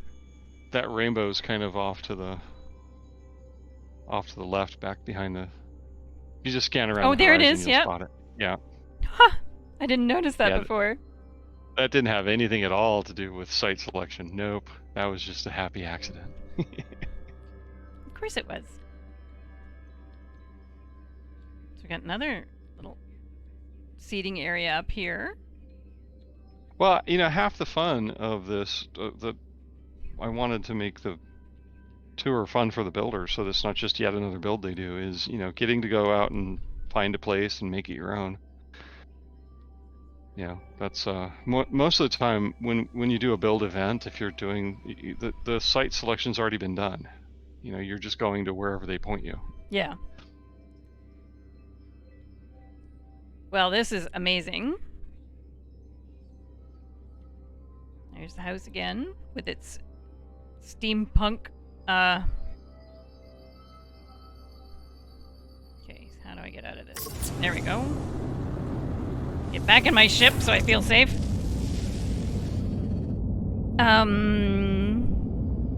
Let's see what else is here. And there's that was the house thing that I accidentally went to the first time. And there was the Diplo thing. So because I like dinosaurs, let's go over there. So what are you guys talking about? Oh, Captain Harpo. There is where's the Diplo thing? There it is. There's a page on the website that has the glyphs on it. Tesseract, if you can reply to that in chat, Captain Harpo needs to know about how to find the page with the what's it's on it. Glyphs. So this is. Yeah, let me link that in real quick. I'm gonna go back to So the third person. the glyphs will be on the waypoint page. They'll be in the very top in the kind of header image. They'll be there, but they're also like all the glyphs for all the stops that are open to the public now are on this page that I'm linking in. It's the tour. Basically, the Distant World Tours runs a bunch of tours every year, and the one that's kind of the flagship of the year is the Grand Tour. That's the one we're on right now, so it's going to be the biggest and have the most participants. We do a lot of details for that one. But yeah, we released this one in stages. Stage 1 through 3 are open. Stage 4 goes live at midnight, Eastern Daylight Time. In the U.S. for those of you outside the U.S. And we should be like basically every Wednesday for the rest of April. We're releasing a stage, so it'll be fun. Just scrolling through chat to see what they were talking about. Space Engineers. Ah, that's game. Okay. So we need to find a portal, and you said there's only one on this planet, right? But there's... The one you came from should still be marked in your HUD. And as I understand it, you may not be able to dial from this side because you haven't left the planet yet, but I'm not even sure how that works. But if you jump back through, it'll still be charged on the other side. You should be able to dial again.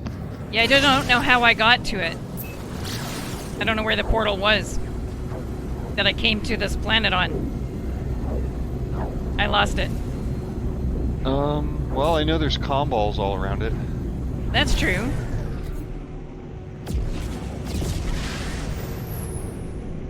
You could also go, I don't think she had a...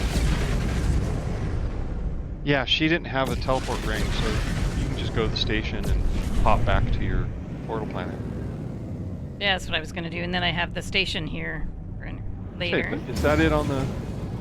I don't know. There was a comm ball, but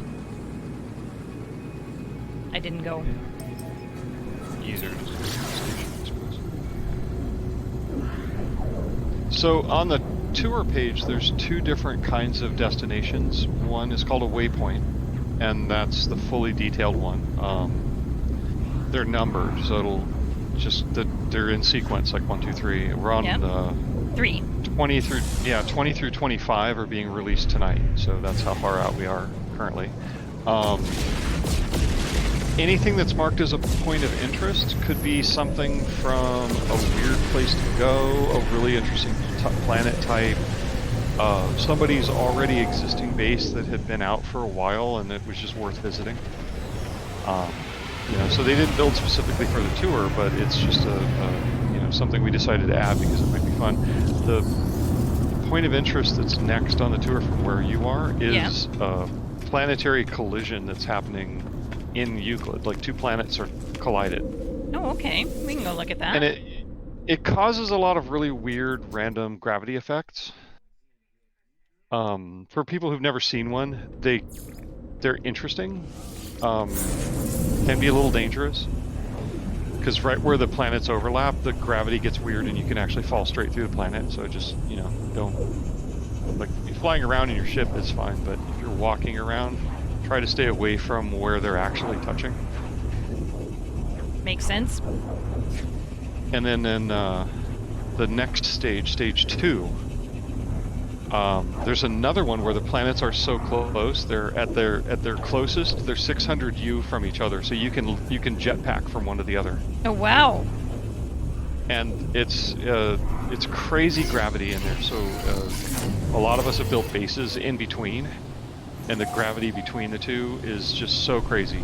But that's in Galaxy 256. So you'll need, if you don't already have that, you need a ride in. Anybody that has it can get you in there. I don't think I have. How about? Is there a way to tell? Well, you would know.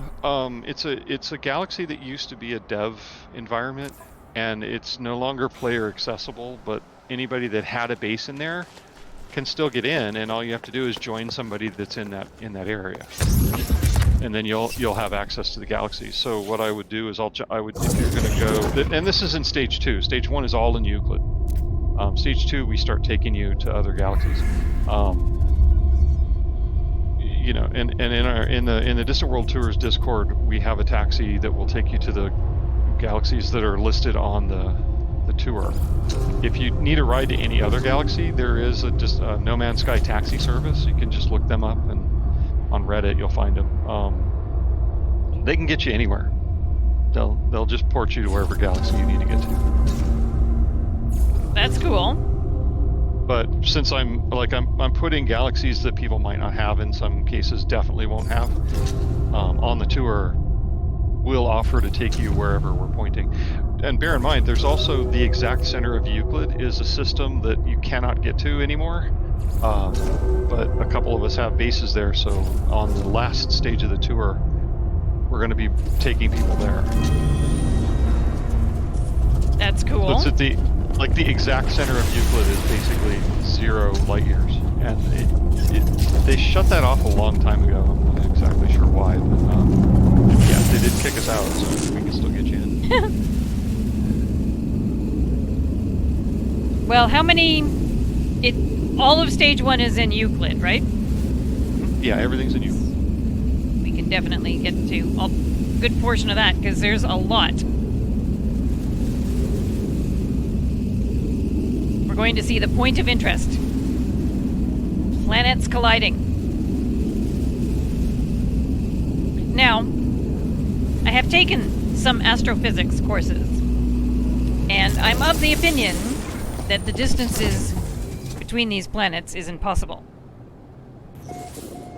Oh yeah, absolutely.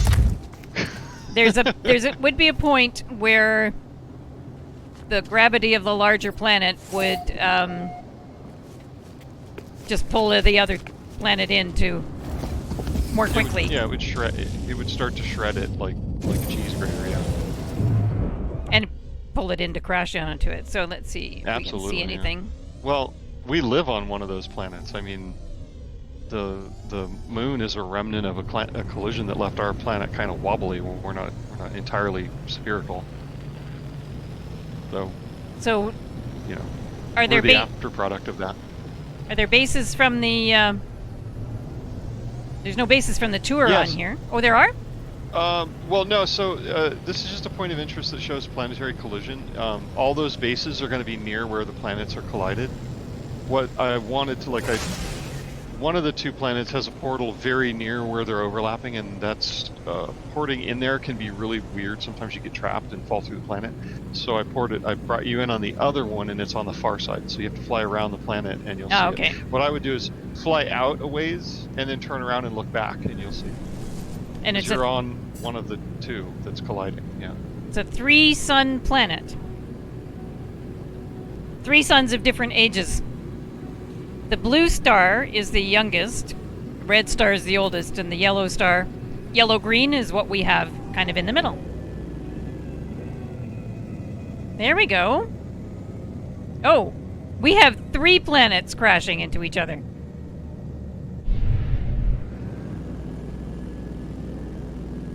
I think that might just be because it's close and it looks like it. But these 2 are overlapped. So, when these 2 planets meld together, will they make a purple planet? Because one is red and one is blue? Seems logical to me. So, Captain Harpo, what did you think about the emoji? And what do you think it means?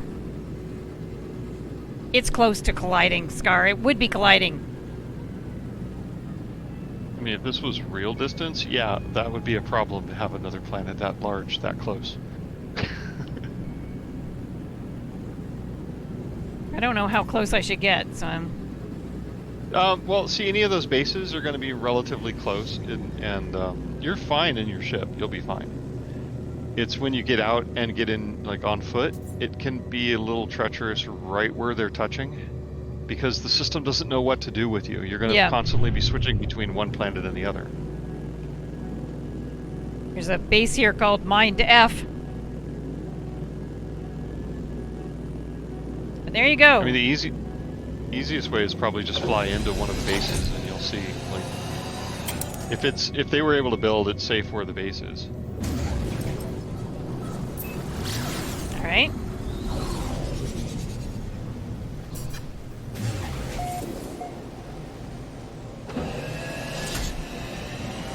Floating castle of two worlds. It says it's off-world. It's not really. It's on the next well, it's world. probably right in between, and Yeah. you're gonna like as you get close, the distance will flip back and forth. It's kind of weird. The game does not know what to do with this type of collision. There's a few in Euclid that we found. I think I've seen one in my explorations.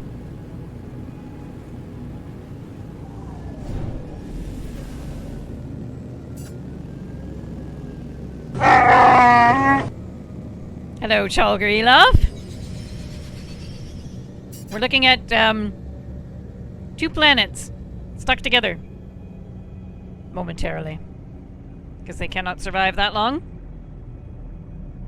All right, we'll head to this. Oh, it's Space Outlaw Station, but we'll go there anyway.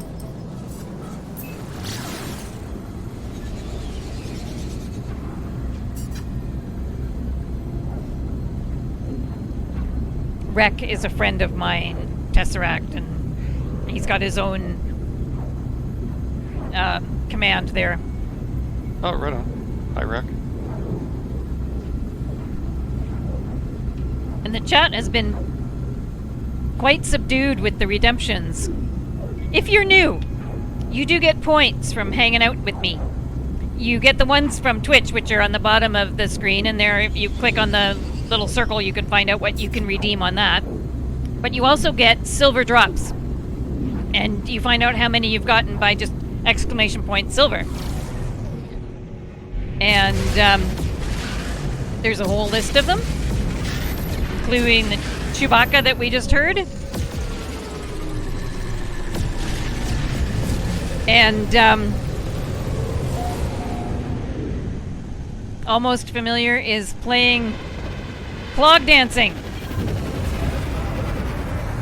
Gentlemen, milady, you will always remember this as the day that you almost caught Captain Jack Sparrow. I need to change that because I need to make a delay between them.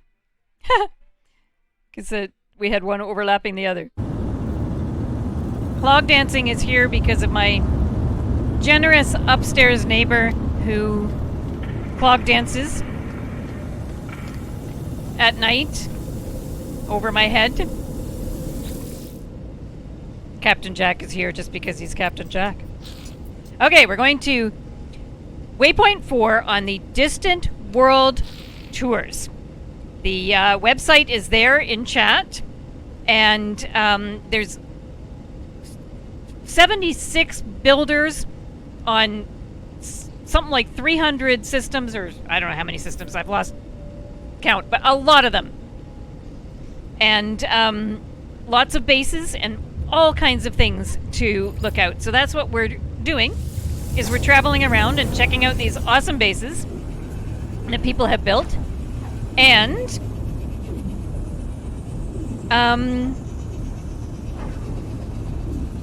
we just saw a point of interest, which was the two planets crashing together.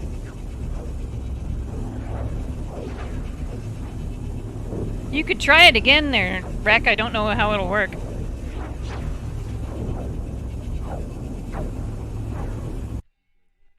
Let's see. Where are we going? 4, yes.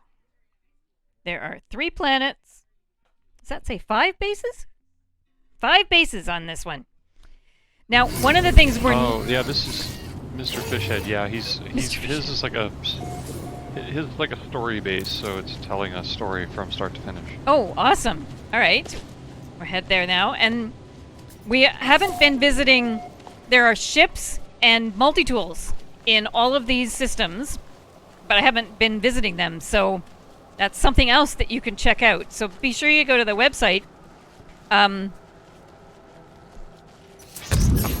Tesseract, if you wanted to throw the address for your Discord in if you'd like people to join that. You can certainly do that. All right. It's also on the website. It's in the header and footer of every page. Okay, So there we go. feel Never mind, free it's to there. Use that as well. And yeah, so lots of stuff to look at. Okay, we got moon bird face. Bird. Where's the face? There it is.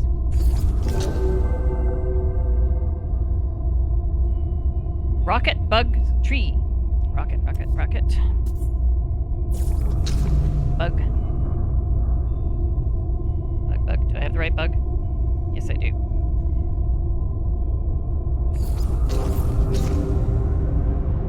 Rocket bug tree. Balloon, moon, spiral, balloon, moon, spiral. And teepee, jet, bird.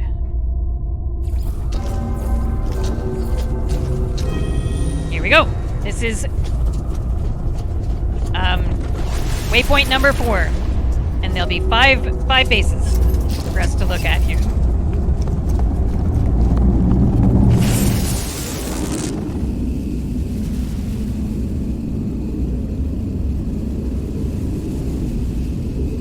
And yeah, you're welcome to join me in game. I have to check and actually see if I have multiplayer turned on. Remind me when I land. If you wanted to look at these, all this cool stuff too. In person. Because it's much more impressive in person.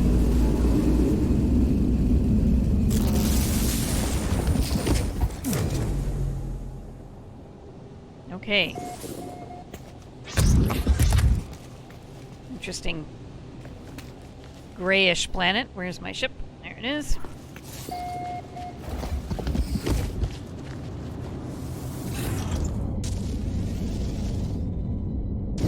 So,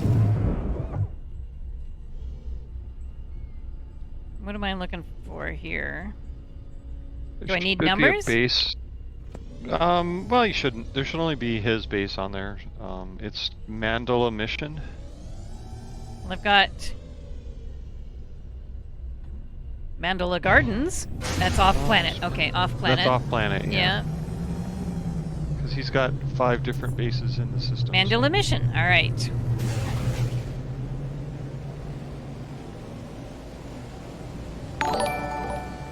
Thank you so much for following, True Imagine. Welcome here. And Ravencore, hello, welcome. We are doing the Grand Tour, the Distant World Tour. And we're on stop number 4, which happens to have 5 bases, and we're going to base 1 of stop number 4. And the URL is in chat there that Tesseract posted. We're just checking out.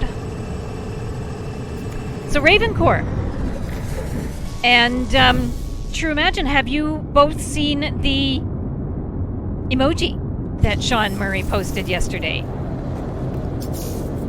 Welcome to the Mandala Mission. So this is a cool place. A bit stormy out, so let's go inside. Oh, greeted by a Gek.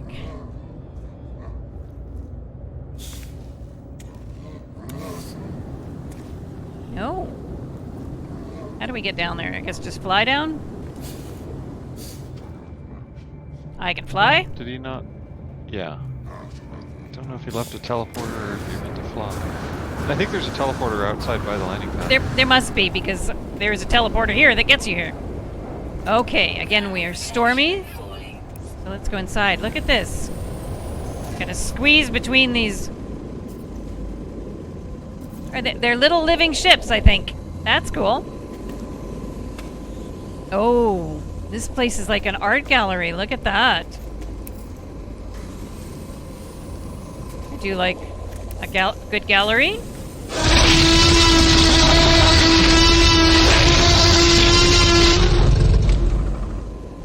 Hi, Tombs.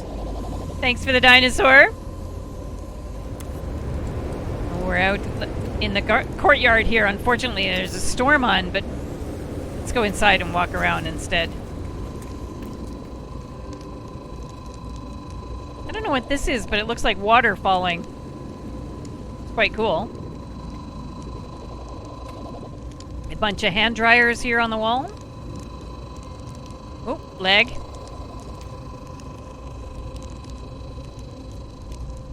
Oh, look at the big thing in the sky, the kind of rainbow sun thing.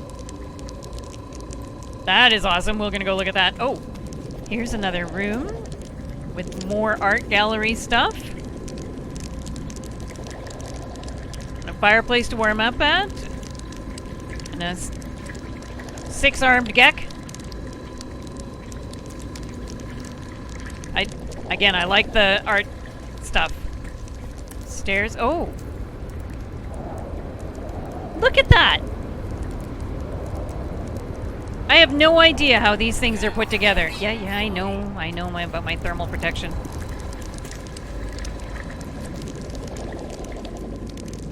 I didn't know you could color the glitching separators. That's really awesome.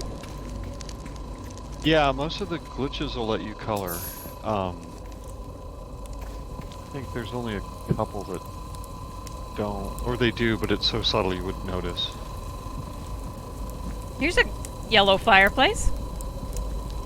And a Gek propaganda poster. Well, that's a flaming barrel, so. Oh, okay. Yeah. I mean, I like what he does with the kind of the fire alcove thing, but that's cheating. Look at that. It's moving.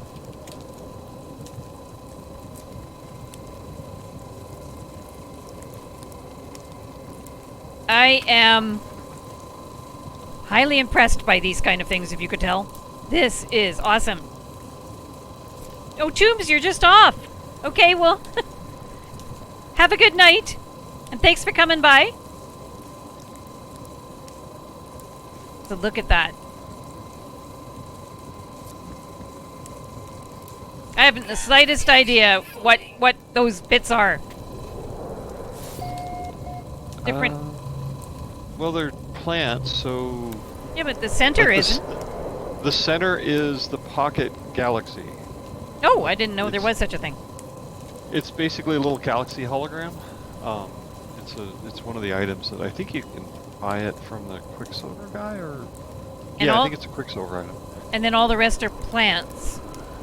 Yeah, and then you got and the jellyfish. And the jellyfish, yeah. Cool. Okay. How did I get in here? Oh, here.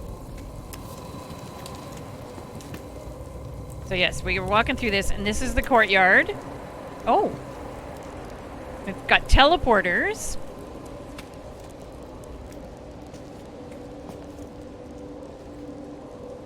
Better view of that. And this one.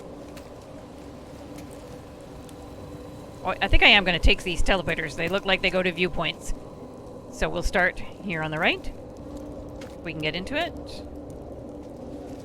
That is... No, it's not a teleporter. It's a decoration. I don't know what it is, but I like it. It's a bubbly thing that looks like a teleporter to Heather. Oh yeah, there's bubble tubes. It's a base part that you can get, and they connect together at the ends, so you can do like long stretches of bubble pipe. And if you bend them, they curve at 90 degrees, which is kind of cool. The trick is always getting the water to flow in the same direction. So look at that thing. And I think those are Quicksilver items as well.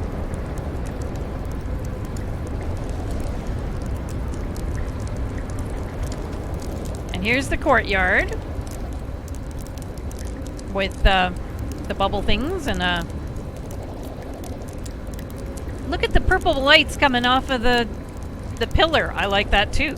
I don't know how it's done, but I like it. So, do you know the ByteBeat device? You know No. So there's like a jukebox, right? And these little exterior devices that you connect to them, like switches. That's the byte beat cable. Oh, okay. And the byte beat cable, you can actually stretch it from one place to another, and it leaves that purple light like a trail. That's cool. One more.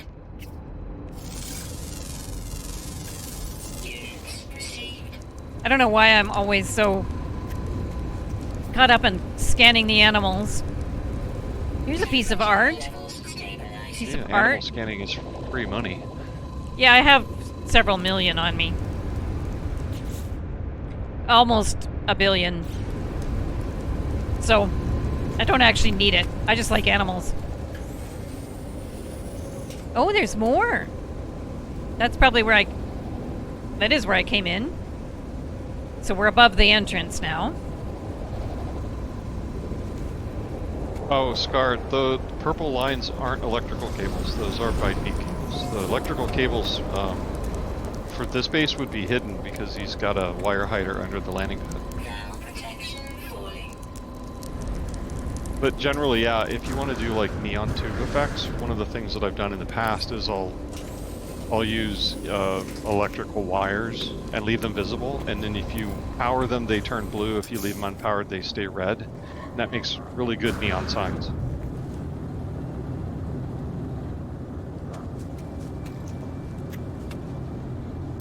Something down there too.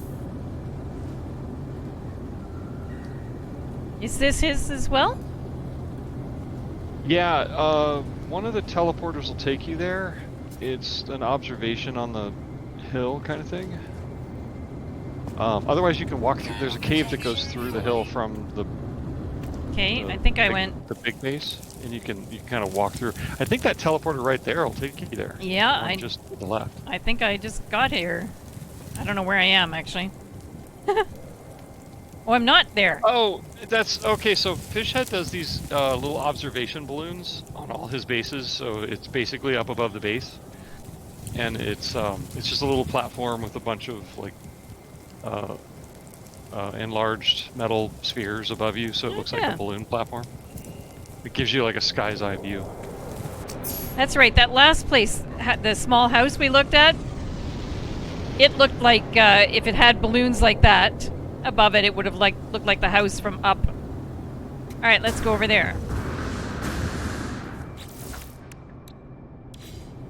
I guess. So I know there's a teleporter somewhere in the main base on the ground. Also, there's a cave that goes through the hill you can walk through, or you can just kind of head straight over, and there'll probably be a teleporter to take you up to the top. Well, I'm gonna try heading over. It would probably be somewhere near, yeah, the end of the base that points furthest towards it. Probably is where the teleporter would be. I don't know. I have to admit I haven't been here since the segment launched, and I don't recall it exactly. It's been Well, we've got to the too many, place here. We've got yeah, too many bases. two teleporters. Let's see. Oh. Oh. We're in a cave underground.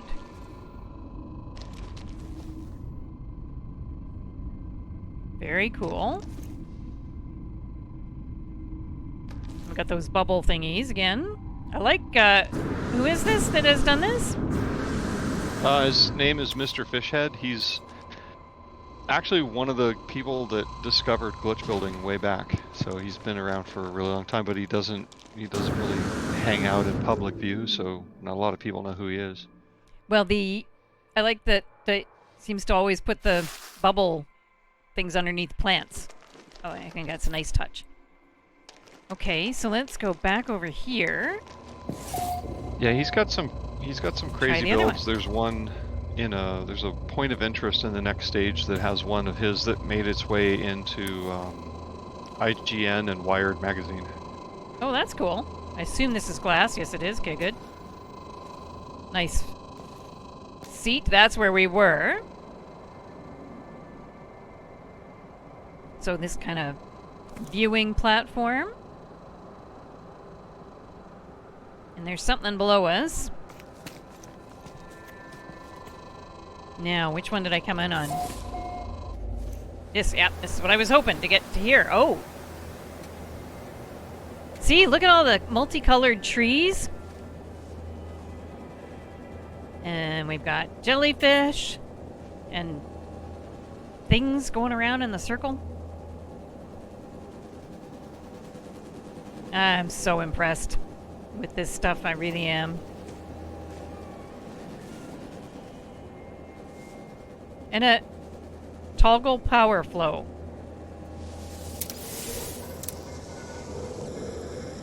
Oh. Things fell. I keep seeing little balls going around, but I don't know where they are now. Yeah, he's well. got it set up to drop their ball generators. I'm not sure why. He wrote a little story around what the bases are, and it's on that page I linked in. Because they're all about like this Gek King lost his queen, and these are all memorials to her and et cetera. Oh, so like the Taj But, Mahal. Kinda, yeah, exactly that, yeah. But I'm not sure the significance of the ball generator, but you know.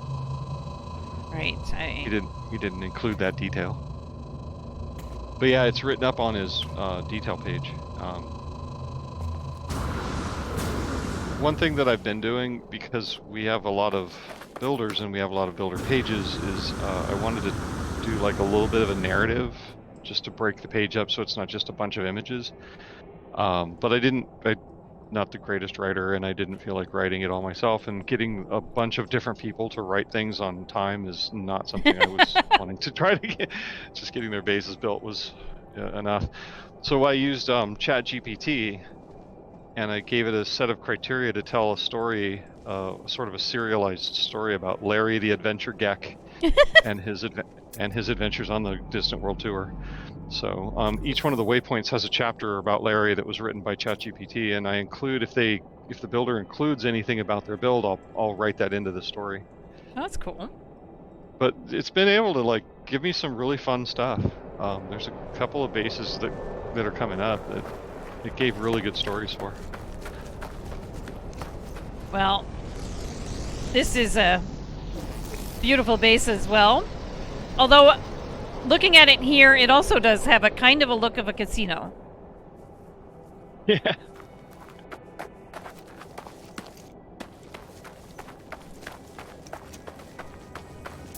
We do have casinos in Canada, but only been in one or two, once or twice. For rock and gem shows, believe it or not. Oh, let's get out of here. Let's see. Out, Heather. There we go. Teleporter. Now. Mark Sam, hi!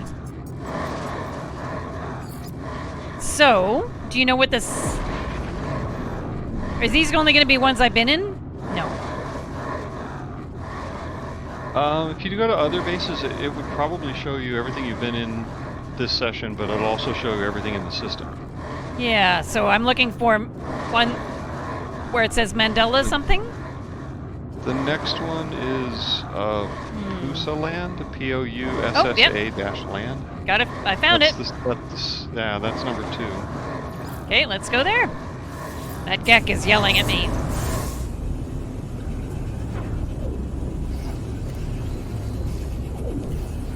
Well, the what do you think the emoji means, Mark Sam? And I, for one, don't think it's coming out tomorrow, because this coming weekend is Easter weekend, and I think that it is unlikely that things will be done right before the long weekend. I think it'll be the following weekend. So look at this place. This garden. Oh my goodness. So Mr. Fish does incredible things with circles and rainbows.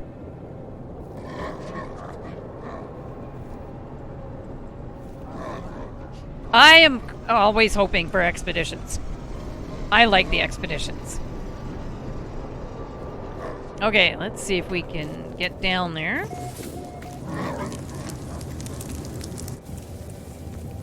Oh, oh yes, we're in another... No, that... Oh! Why are we on flame? Okay, so this is another viewing station. Look at that. I hadn't noticed the... whatever you call those things. The alien plaque before. I think I see a walking teddy bear in the distance.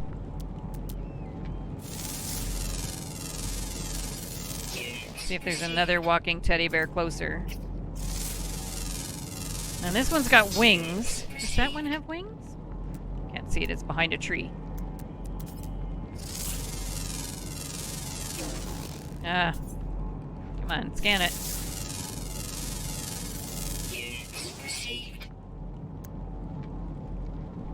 Okay, I can't find the thing. But anyway, so we've got the viewing platform, which is a really cool shape too. I'm impressed with this shape. So let's go over to the other one. Here we are, down on the ground. Yeah, Look. that's kind of his that little balloon platform. I think is his kind of signature thing. I've seen that at a lot of his bases.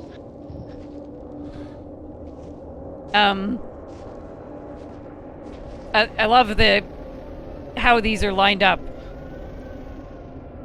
So we are with Tesseract, who is the instigator for the Distant World Tour, which, if you want to throw it into chat, it should show up in a moment anyway, but where there are dozens and dozens and dozens, hundreds possibly, there's 76 builders and a whole pile of systems and a whole pile of builders and bases, and we're just touring. We're only on point 4. So we've gone to 4 waypoints. This is the 4th waypoint, and we're just checking out these different builds. And I'm marveling at what people can do. This is Mr. Fishhead, and look at this. And that. So impressed. And that. Look at that. Okay, that's those ray gun thingies that was in the other. Hang on, I hear something heavy walking around. Where is it?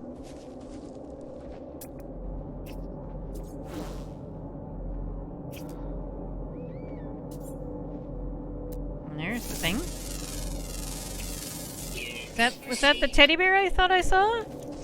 Let's have a look. Yeah! Walking teddy bear. Its name is Weedy. Thermal protection falling. My thermal protection is falling. We've got a... What does that say? Initiate spherification. There, we have made a sphere. So, that was 2 out of 5. So what are we up to now? Do you know, Tesseract? Let me see. The third one is Gakili Gardens.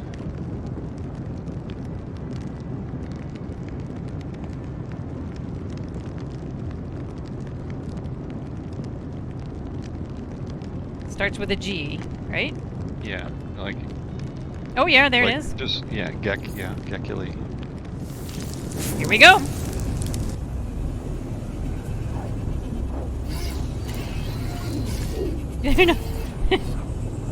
Electromagnetic generators. That's totally what I meant, Scar. It's pretty close to what I had said. Ray gun. Okay, here we are. So this at least base is not on fire. So we've got Gex here. There's the teleporter. Let's see. Oh!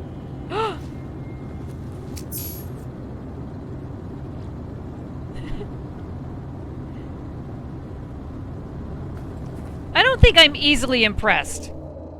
But I am impressed.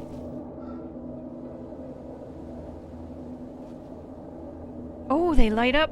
Oh, well, that's just them loading, I think.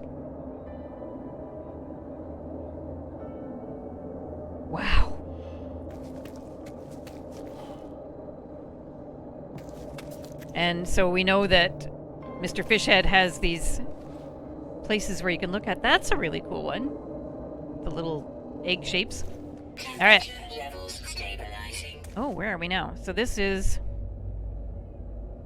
I have no idea where we are. Oh, We seem to be in the middle of it. Those egg-shaped ones are the Calcishroom glitch. You can get that on one of the glitch planets. It's a decoration you can pick up. Oh, okay. We are in the middle of the installation. If I remember correctly, there's a platform above, too. So there's probably another teleporter somewhere. There Yeah. is. There's a platform above. All right, so I came in on one. I think it was that one. Let's go. Nope, that's this teleporter. There we go. And very nice with the glass floors so we can see.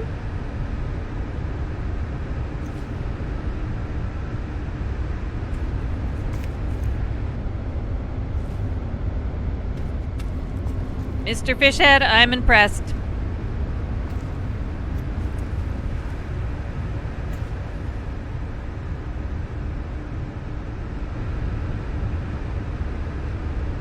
Thermal protection falling. Lots of jellyfish. I don't know half of what this stuff is, but I'm impressed with it.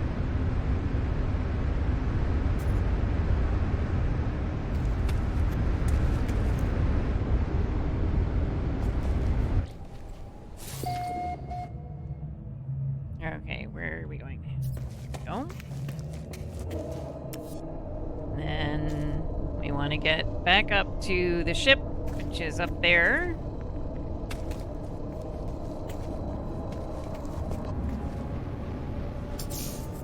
Yes. And then to the teleporter. And what's next? Let's see. Temple of Jahan Okay. is number 4.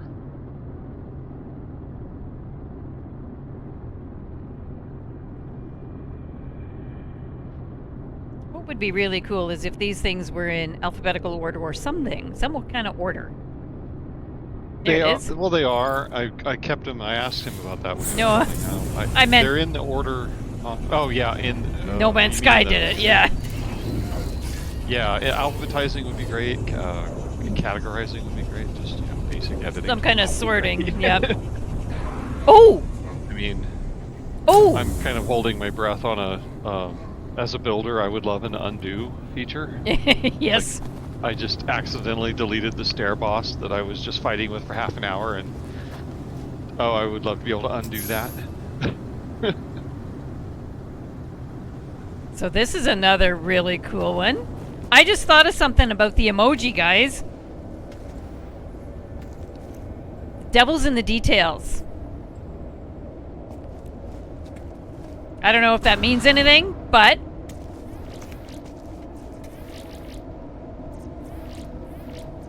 it might.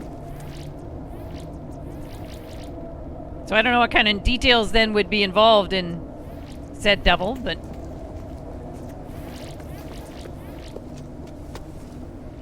come in this one. Here we go. So we got some viewing stations here. Look at. And let's try this one.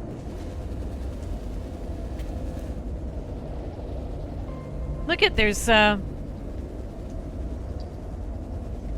of melted cheese here. Blocks of melted cheese floating in space.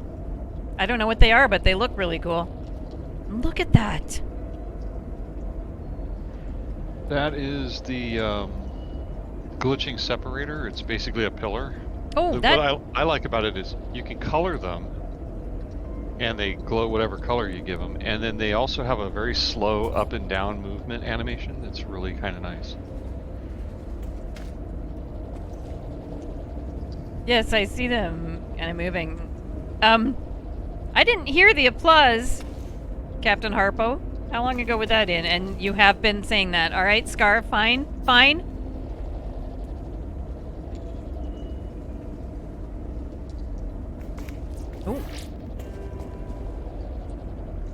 And these are... Oh.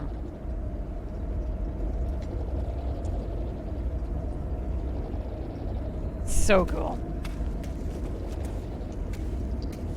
So does this one not supposed to have all of the spikes coming out, or am I just not loading in properly? Those are signal boosters. They don't always load in predictably. So yeah, it has spikes all around, but One of these... it's yeah, those are a little twitchy.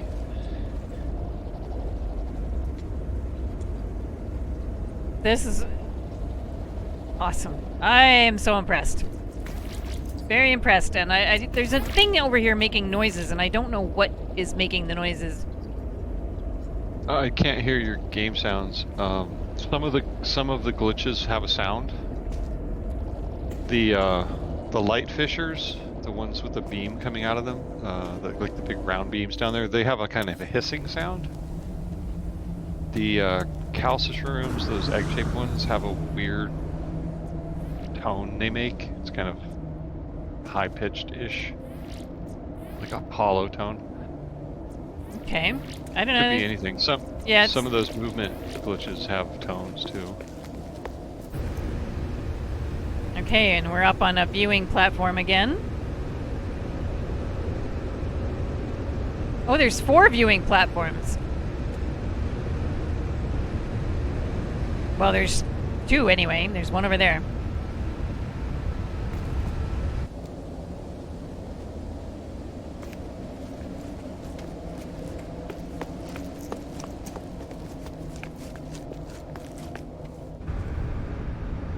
Makes me think I should build, but I just, don't want to copy. Oh, well, the Distant Worlds motto is, yeah, I'm gonna steal that. Oh, okay. So copy away. We definitely have been learning from each other. So there are things that I've seen in the tour so far that I've already started to adopt into the way I build. It's just there's always somebody doing something in a unique way, sometimes better, more efficient, better looking. Captain Harpo, I didn't hear that either.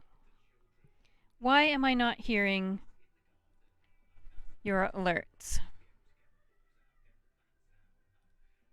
Let me try an alert.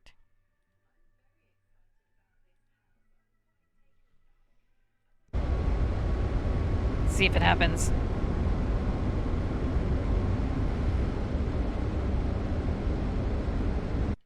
Okay, let me check Steam, or whatever this is called. Sound alerts. Yeah, that's not on. That should be on. It's the silent sound. It is. But then it doesn't really get my attention, does it? So why? Pourquoi? Twitch, qu'est-ce que tu fais?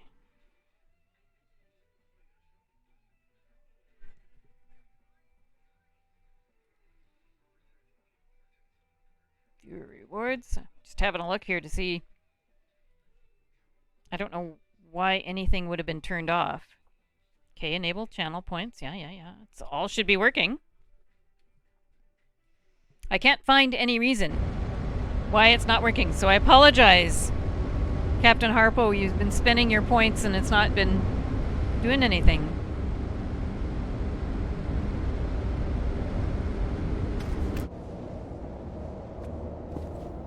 This is always amazing, this whole thing. I don't know what kind of... I guess... I'm gonna guess we're in a Gex system. Since, Yep. And a low gravity. Okay. Life support power low.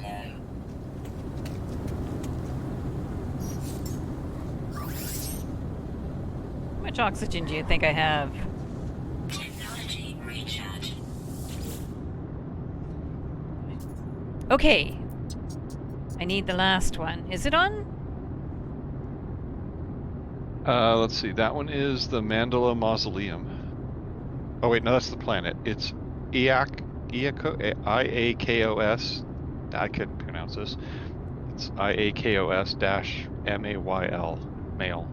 Okay. Iacos male, I guess. Thanks a lot, Mr. Fishhead. Thank you.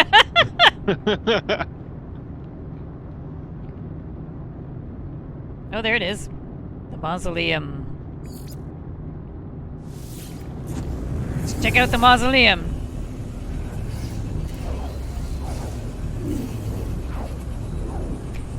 Did the chat hear any of the noises? Like, it's not one of my settings, right? You guys aren't hearing them either? It's Twitch misbehaving. Misbehaving. Alright.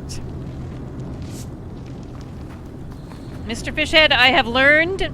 Take the teleporter.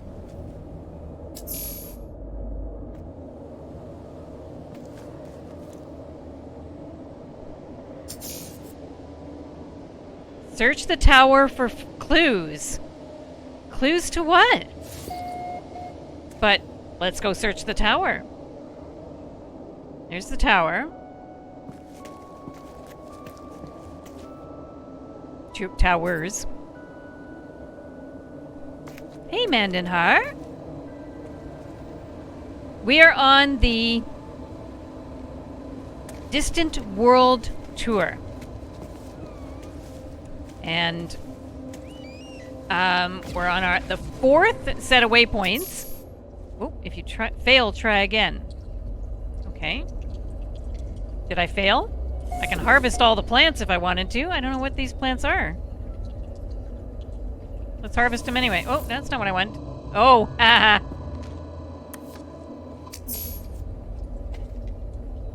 So, oh, those aren't. Yeah, those are just decoration. Yeah, but it says harvest all plants, but he's got it in the teleporter. So when you click on it, it just sends you somewhere. So I didn't find any clues there. Okay, let's look for clues. We're looking for clues in the things. Hey, Jokers! How are you? Search. Wait, say that again. Say that again. How do I get those communication thingies to speak again? Where is the communication thingy?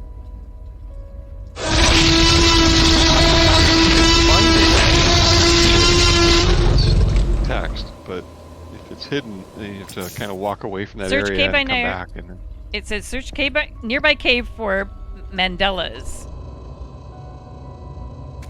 And of course, Mr. Fishhead has put Mandelas in all of the builds so far. Like that one.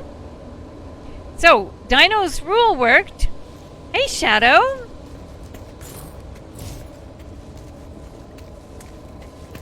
So, yeah, Distant World tours. We're exploring the first section. Try yet again. Okay. Of the Distant World tour. And this particular builder, Mr. Fishhead, has put in not the tower you seek. Okay, so it was just the one that told me to go to the nearby cave. That's what I need to find. Now, let's go into the actual build.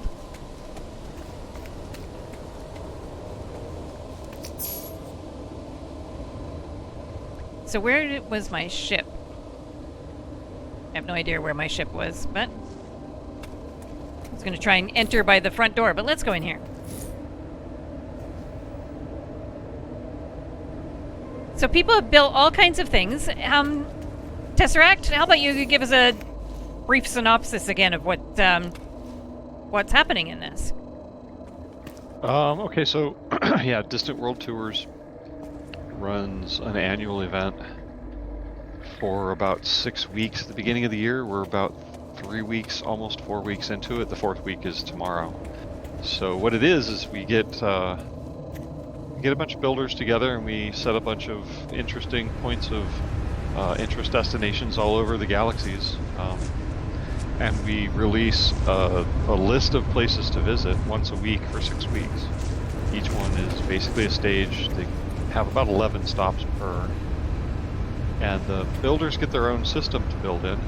And then we don't show the address to anybody until their stage of the tour goes live, and then you can go in and visit. So we're currently, he's in stage 1 at the 4th builder's waypoint. Yeah. And currently we have 76 builders, 67 systems, 314 bases, 463 planets on the tour. Now that's subject to change because we can still put builders on the tour in the stages that haven't released yet. I have a lot of flexibility there. I'm trying not to overload the last half of the tour, but if you have builds that you want to add in as points of interest stops, come find us in our Discord and I can work you in. Otherwise, yeah, the Distant World Tours website has the Grand Tour is the big one that we're on right now. The full itinerary is, let me drop this in the chat really quick, hang on. So it's broken down stage by stage and the stops are in order. So you can go in any order you like, but basically that's the itinerary that's open to the public. Currently it's stages 1 through 3. In about 6 hours, the 4th stage will drop and that'll have 11 more stops. If I could get all the work I need to get done in time. But that's my goal, is midnight tonight Eastern Daylight Time. And that will be yeah, stage 5, right? Or Stage stage 4. Stage 4 of Yeah. 6, so there's still lots Yeah. more to come. Yeah, don't scare me, because I'm supposed to be building for stage 5. So Sorry. not quite done yet. I keep laughing with the other builders. I'm like, you want to see my build? Look at the website. That's what I'm building. Leave me alone. Oh, there's the cave. So there was a clue in one of the towers that said search nearby cave for a Mandela, and this builder does, as you can see, all kinds of cool Mandelas. And I think we may have found something in here.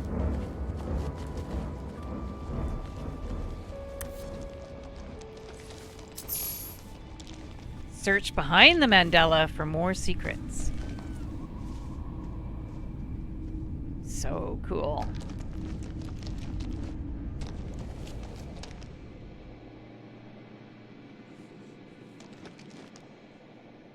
Oh.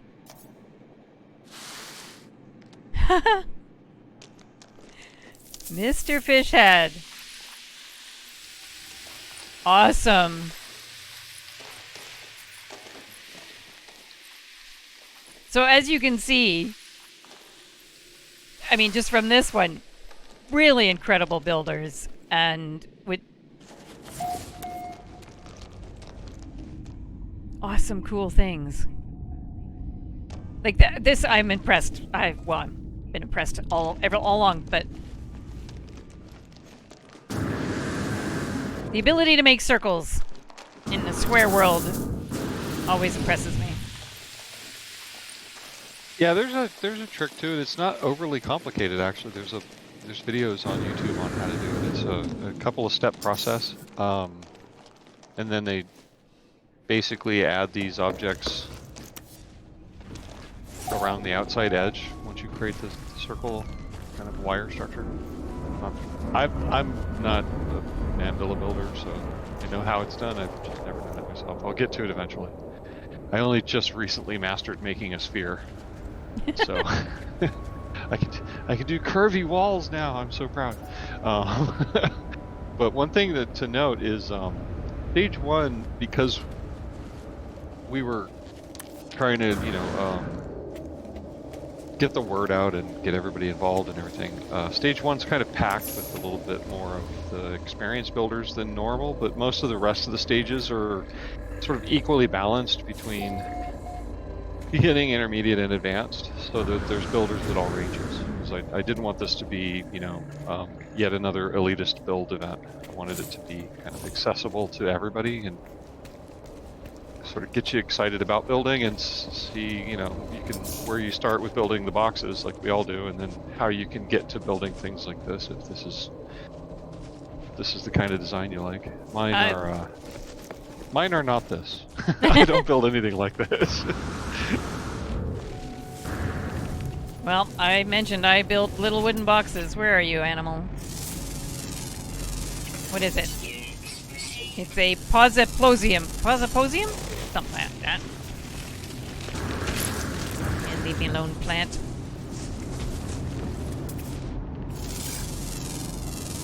There's some big things here.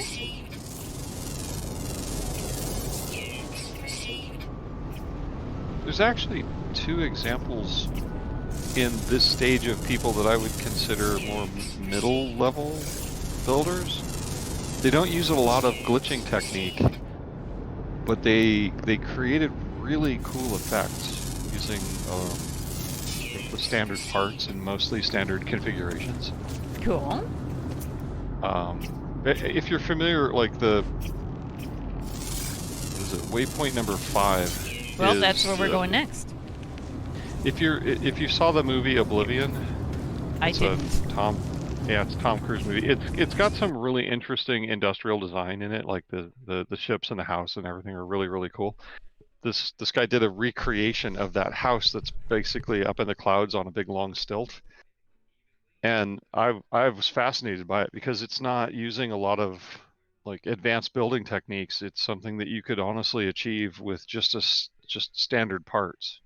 There's on the inside there's a little bit of part manipulation, but for the most part it's architectural and it doesn't use a lot of advanced building techniques. It's just a really cool vision of something, and he's using a standard architectural approach. I absolutely loved it. That was the last of them, right? Yes. Okay, good, because I just left accidentally. I could have gone back, though. So, should we go to the points of interest, or go on to the next build? What do you guys think? It's up to you. Point of interest. So I'll give you an insight. Point of the next point of interest right after Fishhead is a system of the older builders where they all did artistic builds, and they're really cool. But it's a lot like what you just saw. Very, very similar stuff. The next point of interest after that's called Delta City. This one he built kind of a cyberpunk town around an archive, and again, not a lot of advanced building technique, just a really cool kind of environmental build where it feels like an actual city around the archive. Okay. And then the tower I was talking about is waypoint number 5. It's called Tower 49, and any one of those. I mean, it's up to you guys. You don't have to do these in order. That's the whole point. Is we give you the itinerary. You can go in any order you want. That's true. That is true. I'm doing them in order because of my lack of memory.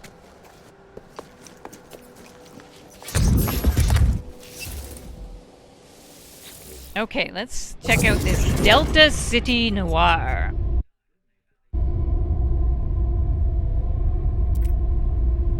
Yeah, so this guy, he built this thing, and it's been up on Reddit for a while, and a lot of people have come in and built bases around, but what I thought was kind of fascinating was they're kind of extending the city a little bit at a time, so it's growing like a city would. So I didn't see a lot of bases on top of bases. It looked like they were spacing them out, and so that it's kind of expanding out away from the archive. Okay. And I liked that effect because it made it look like, I mean, towns generally grow from like a small town into a large city over time in the same way. So I thought that was kind of cool.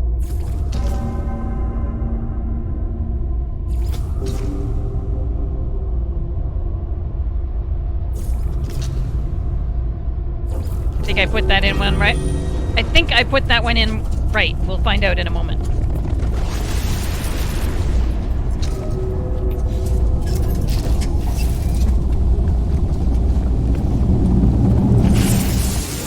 So yeah. I didn't look at it in time, but it looked right. You'll know in a minute. Yes?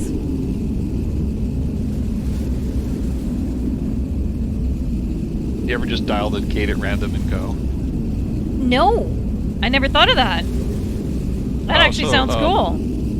A pro tip for those who don't know, if you dial all suns, the sunset, it'll take you to within 5,000 U of the 5,000 light years of the galactic center. Generally, it's kind of the That's cool. shortcut to There are shorter addresses that'll get you closer, but just use that glyph, just 12 of them, and you can get to the center of the galaxy. It works in all the galaxies. This is the one that you're referring to. Look at this. That was not there the last time I was there. I'm not a fan of people who build around the portals, to be honest. We had to warn a couple of our builders for building on the portal because they introduced a mechanic that can render your base invisible. That's new, actually. That wasn't there the last time I was there. Yeah, you can tell because the comm ball's in the wall. So which one are we looking for? It's called Delta City Noir, and it's at a planetary archive. There's going to be a lot of bases in that general area, so you might have to fly up to find it. I'm not sure I can get my ship out. That's why I don't like it when people build around the portal. You're at a landing pad though, right? You could just call it over to you or summon it in. Yeah, it's stuck in the corner here. Yeah, I mean you'll be able to get in and fly out because it'll pass right through the building. You think? All right. Yeah. It didn't used to. It used to get stuck. But when they changed the behavior so that you couldn't trap people at the portal, that's one of the things they changed. Okay, Delta City. Cafe Delta.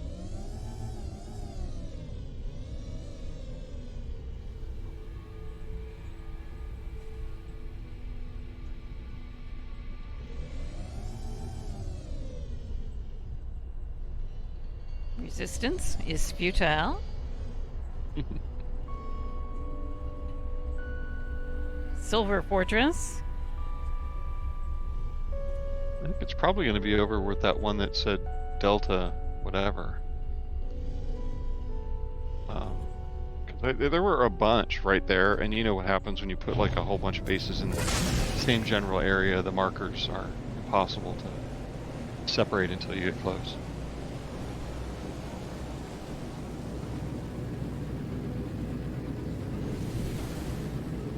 Oh, I missed something that Scar said about the possible update.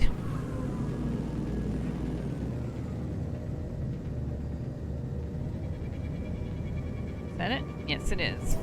Reservations required. We don't have a reservation, so we'll see if we can get in here or not. Insufficient fuel. Technology recharge.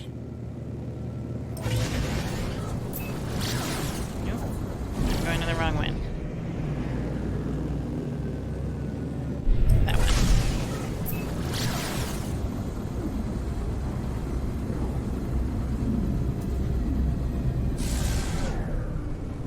More danger. See, that scares me, Mark Sam. I'm not into more danger. Well, this is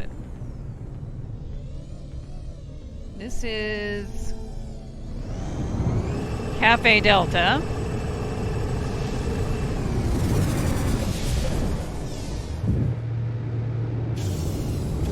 Oh, that's big. It is big, and it's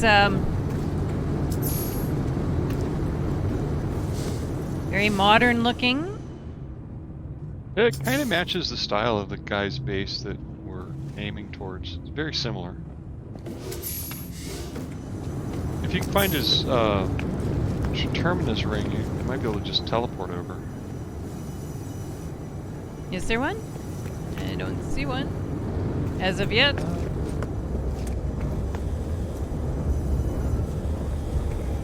It's funny. It actually kind of makes me miss games like World of Warcraft. The ability to find stuff on the map just by turning it on, saying show me the location of the mailbox kind of thing. Would be really handy for finding a terminus ring.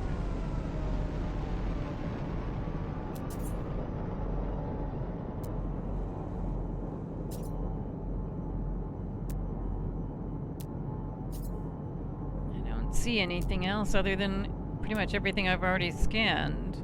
Portal.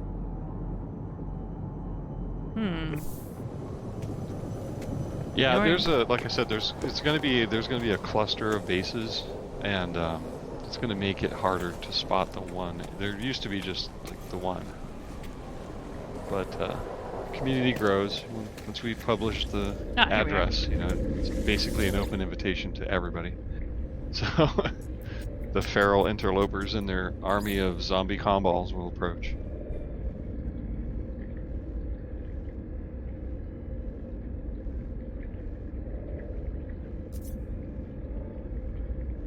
So we've a bunch of these we've already been to, and we're looking for Delta something, right? It's Delta City Noir. That's it. That's what the base was called.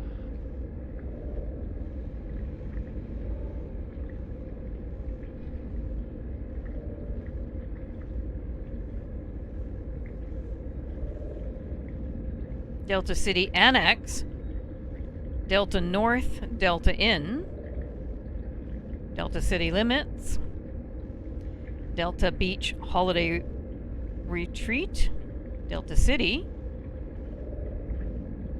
Delta Adventure Rentals, That's funny. and Delta City Bunker. You think it could be... Oh wait, his name is Stryker. Yeah, try Delta City. Okay. He may have renamed the base, but his his username on Reddit is Major Striker, so that's him. All right. Not that we don't want to visit the other bases, but we're on the tour, so we're trying to find the bases. There's a lot. And there are a lot, yeah. So like this is why I like existing bases like this. I use a point of interest rather than a waypoint because it's been on Reddit for a while. It's going to have all kinds of things going on. And it wasn't built specifically for the tour. It was just something that was on Reddit. One of the reasons I do that is you put stuff up on Reddit and then it disappears within like 48 hours. It's gone because it's just like a wind tunnel there. So there's some really cool bases out there, but they don't get seen because they disappear too fast. That makes sense. Just get, social networks are not really known for their kind of keeping things in one place for a really long time kind of thing. Okay, so just there from this kind of view, I was getting a little bit of Blade Runner feeling. No? Yeah, this is definitely a cyberpunk kind of build, right? That's one of the draws for me particularly. I mean, it's not a. What I liked about it was it's not incredibly advanced from a technique standpoint. Because a lot of this is just, resizing and normal architecture that you can do with standard parts. But building like a town, what I like to see is when people take an existing architecture like this archive and build around it, or they take a settlement and build a full-on city around that. Like somebody did a Mos Eisley build off of one of the settlements that I was just cool. Completely. Yeah, it was really fun. Oh, and shameless plug, May the 4th is sort of Star Wars Day. Yes, it is. So a bunch of people are doing Star Wars builds. We're going to have a tour list on the website of destinations for the Star Wars builds. Oh, awesome. It's not like an official thing. It's just, again, it's really hard to find everything on the social media. So we're collecting them all as much as we can in one spot, and I'll keep adding. And I'll release that in a week or so. So cool. Shadow. Sorry. No, go ahead. Tell Shadow about what's going on. For some reason, the Twitch sound things are not working, and I don't know why. I only found out during the stream, so... And the other thing Shadow wants to know, Tesseract, is if you are Ian Goldblum. Because apparently you sound like him. And you actually, now that Shadow said that, I can hear it. Oh, Jeff Goldblum. Jeff Goldblum, that's no, it. Ian? He's a little, actually he's just a little taller than I am. I met him once in Westwood in Los Angeles. He's very, very tall. Is he? No, Didn't but know I am about that. from Southern California, so yeah, we're all kind of, mostly. When I was a kid, we were really mellow. Now I think everybody's just gone crazy down there, but I get it. I appreciate that. I love a Jeff Goldblum vibe.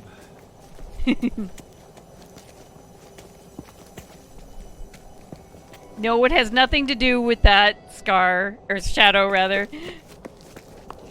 That redeem is high priced because I don't need it shouted at me all the time. Even though I am a chicken.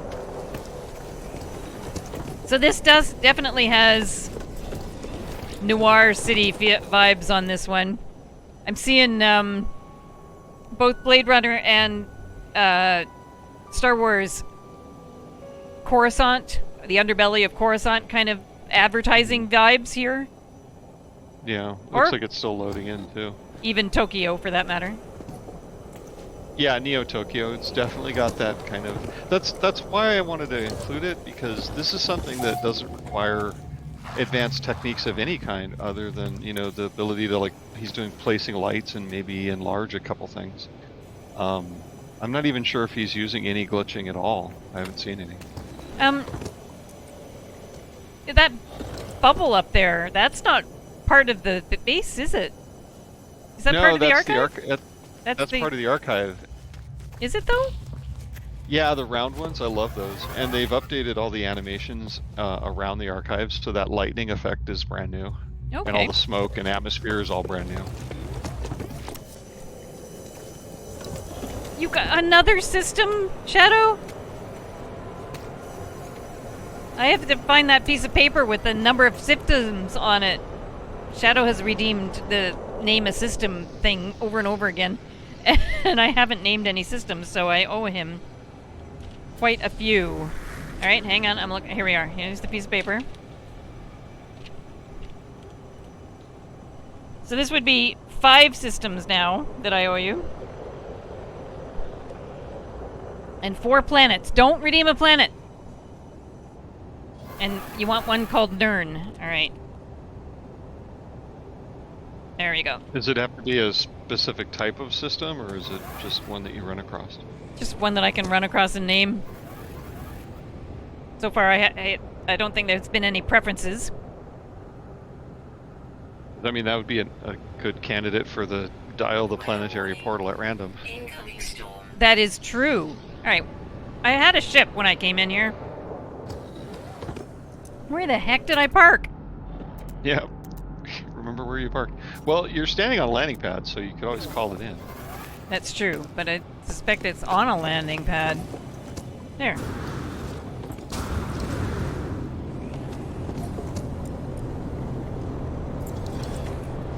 Okay, now we're going to waypoint number 5. Was there a teleporter? There was a teleporter. I've lost the teleporter.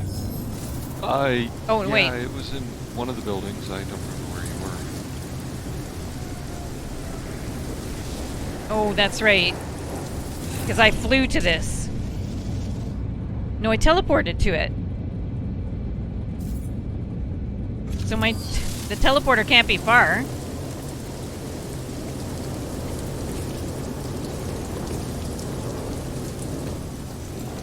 Thermal protection falling. Yeah. How do I find the teleporter?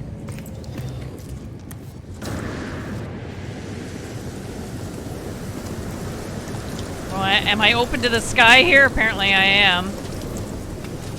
Thermal protection. Secret of Nern. That's funny.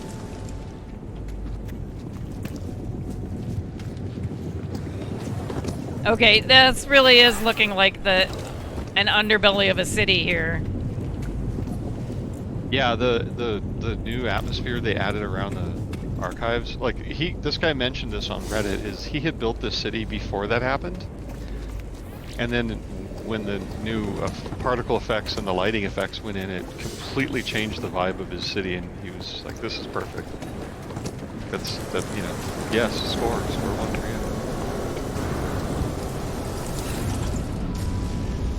you. Okay, we're going to the space station.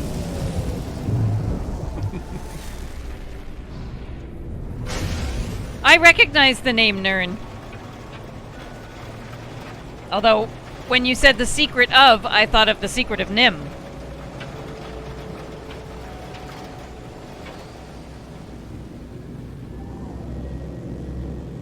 Lag.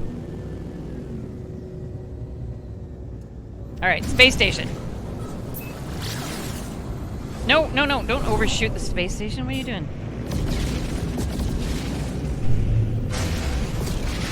I haven't seen that movie in a long time. time. I love that movie. Mrs. Brisby. You know, that's based on a true story. The Secret of Nim? The Secret of Nim. It's based on a behavioral science experiment at a research lab called the National Institution for Mental Health in the mid-'60s. Oh. And it was based on changing societal behavior in rat colonies. And so that movie is actually not that far from reality, which is kind of creepy. Yeah, let me look it up real quick. My cargo is clear to proceed. That's good. I was going to proceed regardless whether it was clear or not, but...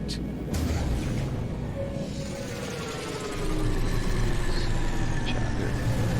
Google, doing your job. Here's the actual history behind the Secret of Nim. Yeah, so insider nerd knowledge.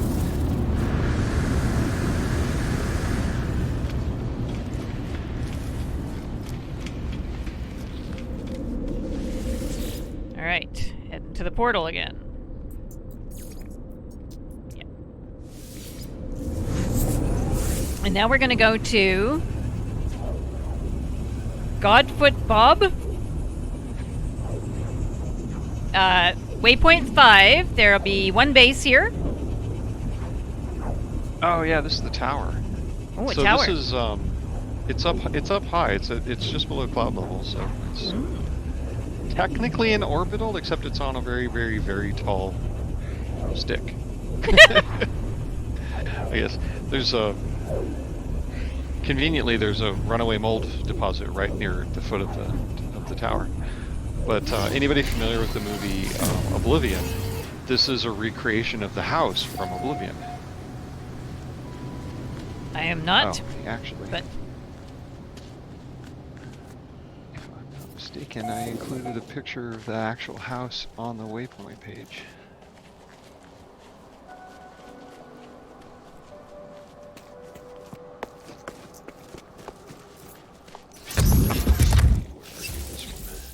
okay.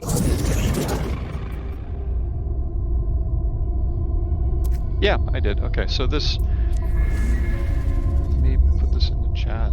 This is the detail page for the next waypoint that we're heading to. There's an actual picture of the house from the movie, and then you can see the recreation that this builder did, and it's pretty spot on.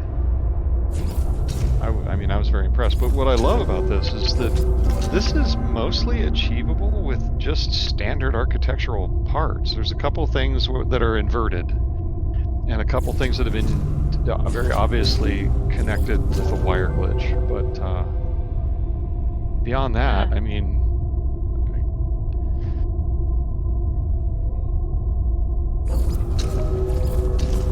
There we go. Sorry. I was listening. I was just trying to read the glyphs.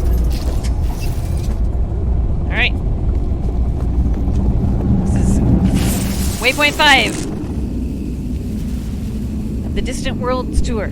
Distant World Tour. I'm trying not to say that incorrectly. Yeah, I really would have loved to just do it as Distant Worlds. Back in Elite Dangerous, that's what we called it. But the problem is, like I said, a game launched last year called Distant Worlds. Yeah.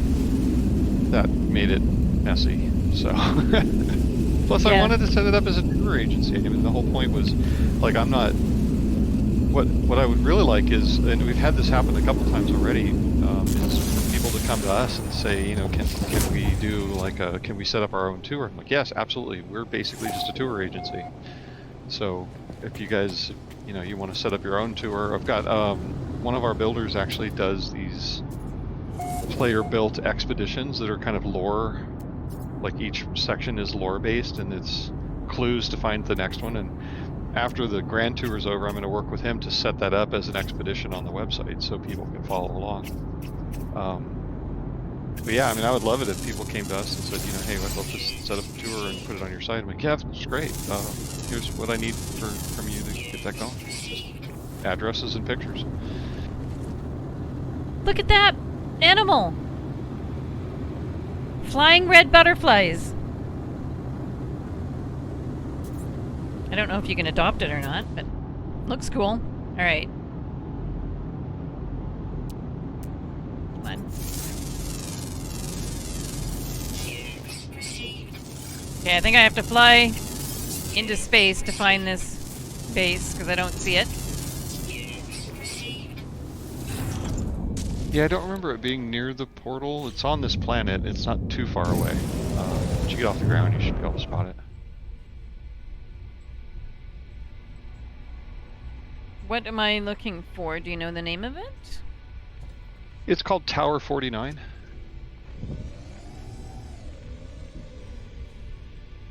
That is not it. That's a tree in the distance. There are dark purple trees here. I approve of this. Found it. Instead of taking 4 days to get there, I'll go up into space, shall I? 4 days. Wow. Yeah. I was going to check and see if I had multiplayer on or off. Nobody has told me that they're trying to get in, so I don't know if they have been.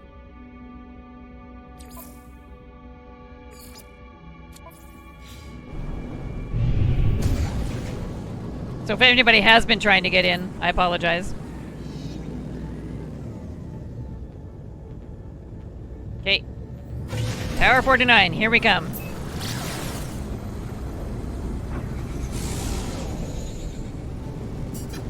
Oh, goodness. I thought I was way far enough in space that not to worry about that. Apparently not.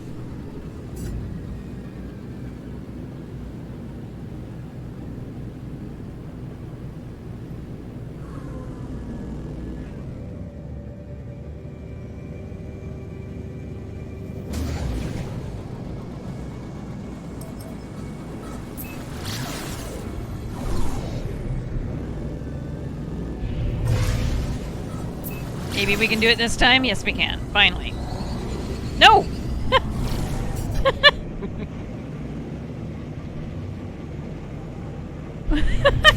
I thought I was focused on it. What the heck? It really doesn't want to let me focus on this tower.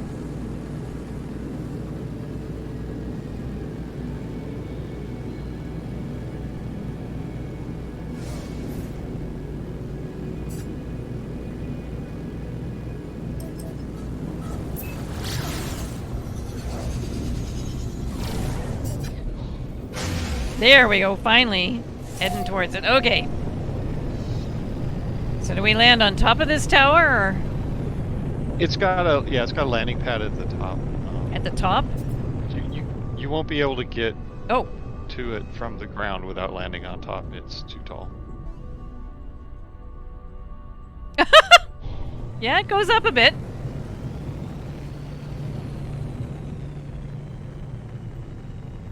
Yeah, I mean, I build orbital from time to time, but I don't generally tether it to the ground. I just, I figure we're flying intergalactically, so anti-grav would be a thing. Well, Oh, there it is. there is scientific precedence for this type of a thing.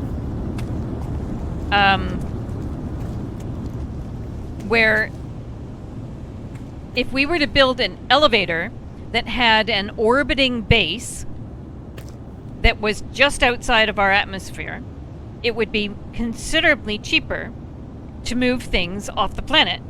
And therefore we could build larger ships, larger bases, to go up to, say, Mars or the moon and build bases there. We could easily get things off the planet Earth and then into a ship. And once the ship is in space, it's much easier to move things. But it has been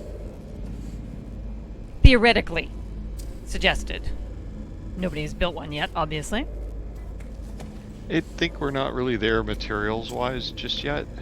we're getting there. Like, this seems to be the era of material sciences, but I think the modern material science is not quite ready for that level of engineering stress. Plus, because I know what you're talking about, right? The space elevator.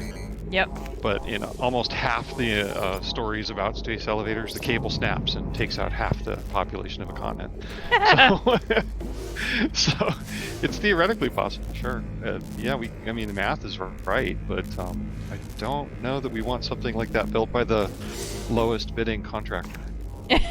No, definitely not. There's a bedroom back there. Cool. This looks like the bathroom. Yes. So there's an upstairs and a downstairs to this too, and it's fairly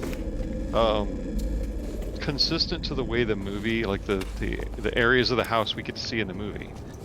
He did whoever did this, they did a pretty good job of recreating that. But like I said, the thing about this is they've achieved some really cool architectural effects without having to use a lot of or any real advanced building techniques. I mean, you could just put a base computer down and start building. You know, the tower is basically one big stilt. Yeah, it looks like something I could build. Yeah. Without... But the outcome of the building is phenomenal, though. I mean, yeah. It's a simple build with simple techniques, but I love the vision. Oh gosh. Just don't Sorry. look down. No, I was looking at. I was having flashbacks to the 70s there, with this little sunken living rooms and conversation pits and things like that. So, the house in the movie has kind of a mid-century, very minimalist design aesthetic. Like it's futuristic, but in a kind of a mid-century modern kind of way. And yeah, so the sunken areas are, yeah, I know exactly what you're talking about. It's like, hello, 1968. Yes. Well, I lived through 1968, so. I was around.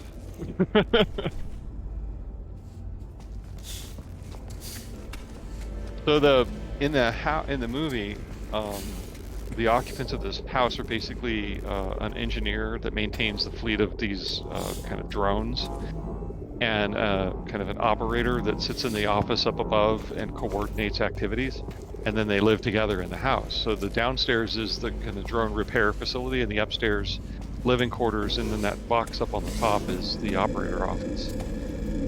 That's coming across. Yeah. I mean, like I said, if you've seen it in the movie, you'll get it like immediately. But they just what fascinates me about this build is it feels way bigger on the inside, and I don't know how they did that. Like, I'm still kind of, how did you get it? I know that it's the exact same size, but it just feels when you're inside like it's 4 rooms too big. A little bit of TARDIS technology. It is. It's really well done effect. I think it has to do with like these half stairs and half walls is creating this sense of more space. But I mean, I'm fascinated by this, and I love the fact that it's achievable by pretty much any level of builder. So that's it. That's why I stuck it on the tour, because it's just like that's it was on Reddit for all of a hot minute, got like 5 likes, and then vanished off the horizon. So can we see the stick that we're standing on from this view? If you go, remember how you got into your camera mode. So if you go out, just be careful that you're not really near an edge, because it's super easy to accidentally walk when you're in camera mode. Oh, okay, good to know. I'm near an edge. But yeah, just switch into camera mode and zoom out a bit, and you can see it. And if you haven't seen the movie and don't recognize the house, the page I linked in with, I'll do it again just because it's disappeared again, wow, has a picture from the movie so that you can do kind of a side-by-side between what the person built and what the movie house represents. And you see they did a really good job. But yeah, that stilt is, it's basically just half walls, just in a triangle. So you set down a triangle, start building up half walls, and then connect it to some stairs. But it took some dedication to like get it that high. It's impressive, yes. And say about it? It's not high enough for an elevator. Because it has to exit out into outer space, so beyond our own atmosphere, and the space station is there at, I think, 396 kilometers. It's not that far, but I think that's what it's at. That's in, like, the stations are all in low orbit, and the satellites are out around, further out, right? Yes, the geostationary satellites are at 36,000 kilometers. And I cannot convert miles to kilometers, I'm afraid. Yeah, I'm with you there. I mean, I think you and I are probably in the same generation, and they didn't do us any favors trying to convert us. Because they did kind of a Are you Canadian? halfway job. What's that? Are you Canadian? I'm United States, but I'm in our age bracket is when I was in primary school. They were trying to convert us to metric, and it didn't take. And I kind of got stuck halfway between. My entire generation is stuck halfway between. Well, like we were kind of metric and kind of imperial, but neither really. We default to imperial because metric just makes our head hurt. I'm a little older, and so I was in a higher level of elementary, I think, or junior high when we switched over. And so, Canada, of course, is metric, so it's there, but I can usually speak both, but it doesn't necessarily mean I can convert. Speaking the two languages doesn't mean I can translate. Yeah, if I say meter, I'm thinking yard, so I'm yeah, I know. Close enough. Okay, so we're going to Google's for. We're going to an outlaw station. Bad Hat Harry has made this. So we got boat, sunset. Oh, Harry's build is huge. Boat, sunset, bug. Boat. Sunset. Bug. What have we got? Spiral tree bug.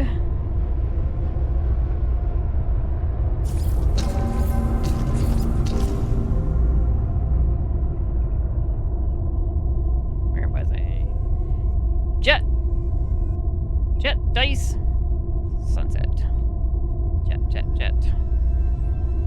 Where do they keep the jet? Jet. Sunset dice?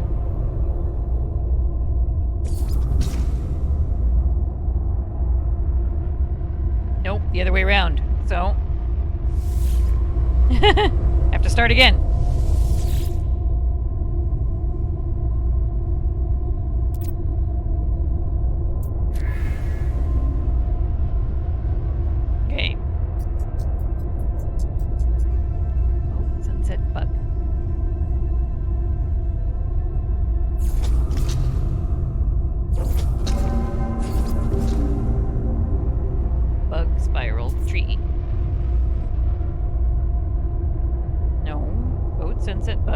Spiral tree bug. Here we go. Get it right, Heather. Spiral tree bug. Jet dice sunset.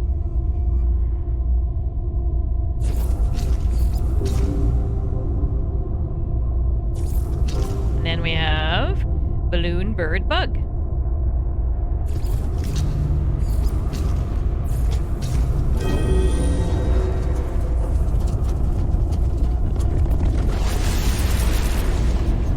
In 1970, I was 7, and I lived in a city, big city, so, wait, where did I live? Yes, I did. So I probably was getting metric around then.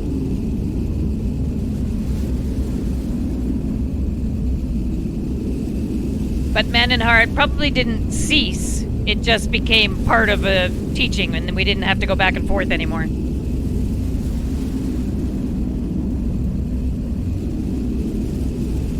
Though we speak both languages. I can tell you my weight in pounds. I'm not going to, but I could. I don't know. Oh yeah, I do know it in kilos. But my height? I'm 5'2". I can't tell you what my height is in whatever that is. Imperial. No, metric. And then we have vegetables and fruit and things weighed in the store in both pounds and kilos, so it's very complicated. Did I bring a ship with me? Yes, I did. Alright, what are we looking for here? Bad Hat Harry. I don't know what his... 2 bases. 2 bases. Well, there's So, something yeah, right there. He has one on each planet. The planet that you landed on should have his orbital build. Oh, orbital build. Alright. Well, it's a very large thing. Yeah. I don't see it. There's an archive over here. Called Yumi Story.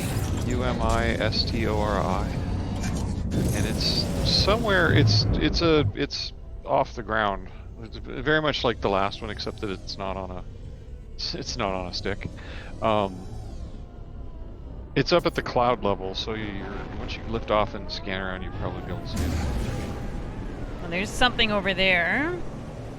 Oh, there it is. Is that it? No, that was No, said. that's- It was called Guardian on another. Guardian Overlook. Oh, he's got neighbors. And what did you say this one was called? Yumi Story. There's something. UMISTORI.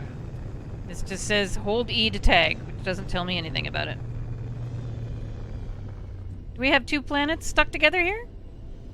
Looks like we do. That's probably it right there. The one that says hold E to tag. I think it's just really close. I don't think his isn't touching. I think it's just really close. Like I think you portal in on a moon, to be honest. Oh. No, I could go there. I don't know how. For the sake of tour, I just captured bodies in system and called it planets. So if it's 4 planets and 2 moons, I said 6 planets because I'm not even. It's Yeah. too much to track. That makes sense. You are absolutely right, And Mandenhar. Okay, well, this is on this planet. This hold E to tag.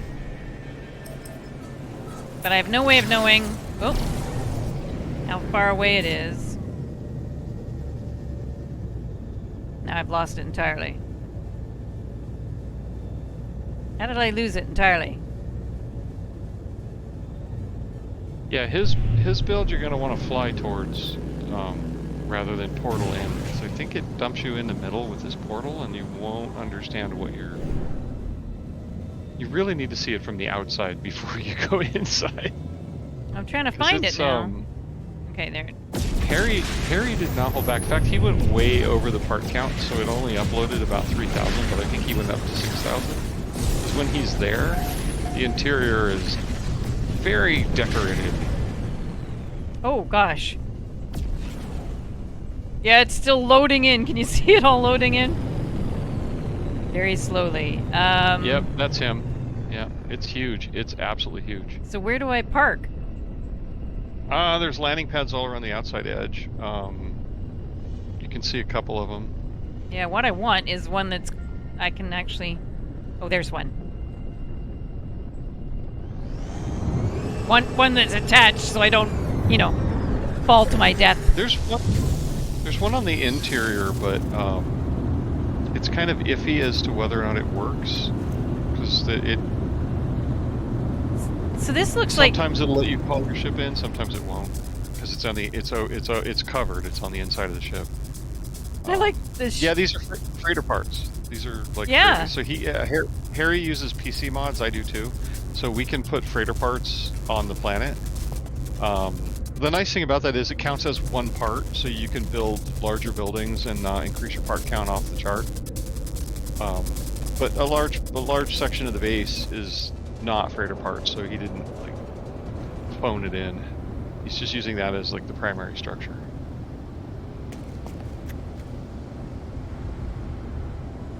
So we're just out here on a kind of party deck. Yeah. And there was another teleporter here. Whoa. That was frightening. And the Gek is laughing at me. What? Ah! Yeah, careful. So, one nice thing about the freighter parts and prefab parts is that they load in fast. So, you know, if you've got a base that's having a hard time loading, prefab parts are the ones that load in first, and the freighter parts the same thing. If you can mod those and get them in. I got in the outer space I was in. All right. Yeah, you're stuck half rendered. There's some tricks you can pull to get large bases like this to render.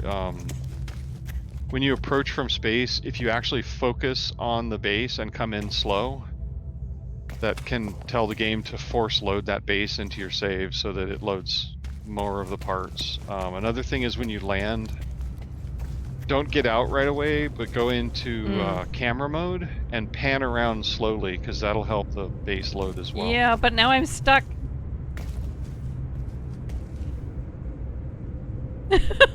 I'm stuck in a place with no exit. Well, you can reload to your when you landed, because you'll have a hard save when you got out of your ship. So if you do get actually stuck, you can just reload your save. This one, right?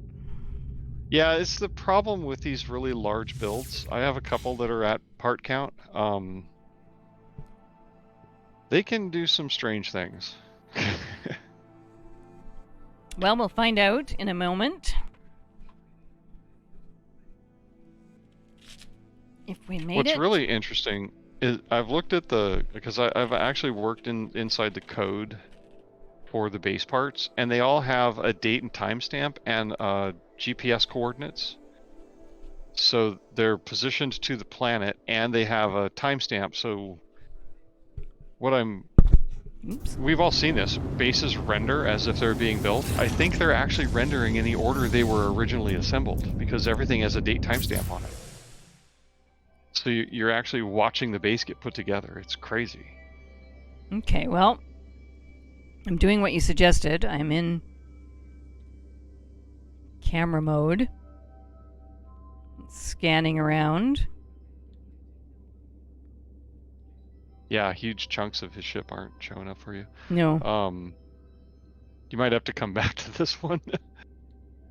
Yeah, see, he's got a couple of landing pads on the inside and the back area there, but half the time it won't let you land there because it says it's blocked, and sometimes you can call in your ship, but most of the time you can't. So it's a nice try, but you need to leave some space up above for the landing animation.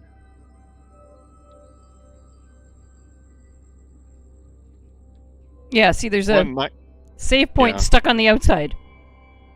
I don't know. One nice thing about seeing it de-rendered like it is you can kind of see how he got to building this big thing with the interior parts. He's creating like a skeleton, and then he's putting all this stuff around the edges. It's very ambitious. This kind of build is very ambitious. Yeah. He put it together in like 3 days. Wow. I mean, the guy's like, he builds super fast. Oh, see, part of it's rendering in now.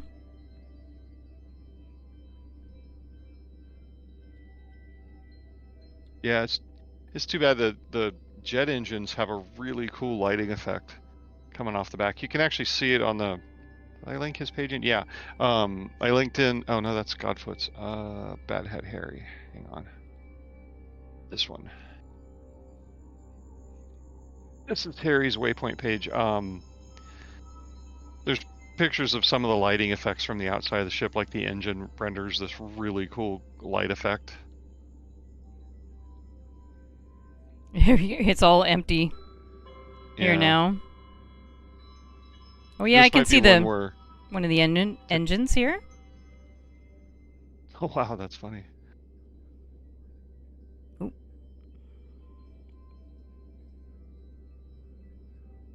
Yeah, so he's using the light fisher. It's basically that weird little light well that casts a tubular glow. He enlarges that and then puts another one inside it and enlarges that, and then can change the colors and stuff, and it gives that cool jet effect. And the I see. Me, personally, the thing I liked about his base the most was probably the pool on the roof. Like that was brilliant. Oh, the green one I just saw.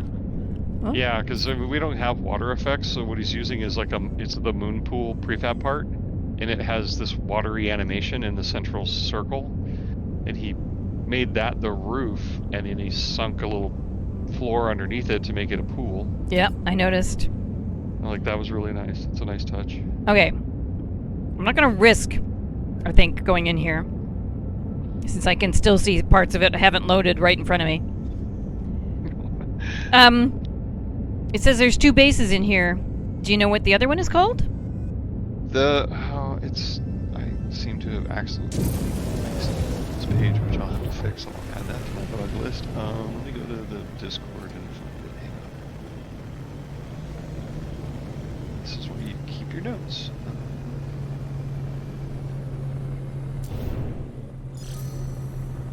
This one is Guardian Overlook, and it's on the next adjacent planet.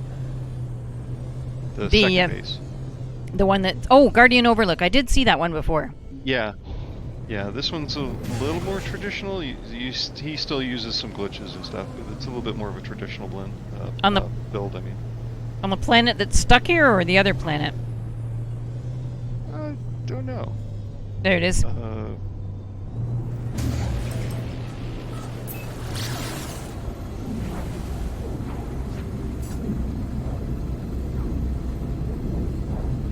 Yeah, that one. Aggressive Sentinels. I love it when there's aggressive Sentinels. Well, this base is built on a floating island, like one of those levitating islands. Oh yeah? So it shouldn't be pestered too much. Well, one of the early ones we went to had aggressive Sentinels, and they weren't anywhere around, so that was good. Hey, the clog dancer has come home. If anybody wants to see what clog dancing is, I could do it.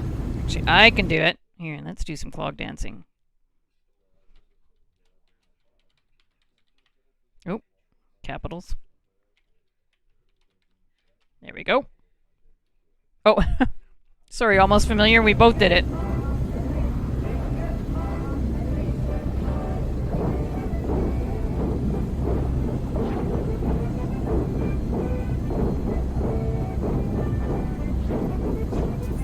You can see how it's a very friendly thing to be done on wooden floors in an apartment at night. Don't you think so?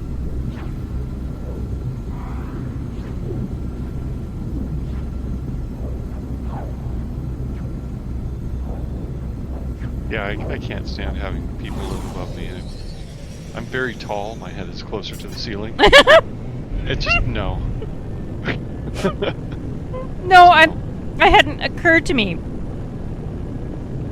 that the height would make a difference, but of course it would. I don't have any choice since, I live in an apartment building and people live here. Okay, I can't see where I'm going. Oh, there it is. I'm in the class of needs to worry where the ceiling fans are tall. Oh wow. Ah! What? Whoa! Sorry, dude. I just bounced off your building. Now, okay. Is there a landing spot? Check the pictures. Yes, I'd like to say yes. I think it's off to the. No. I don't know why. There we go. It looks like there's a landing pad sticking out on one side. Whoa, lag. Oh! Game crashed. Game crashed. So, let's see if we can 40. get it back.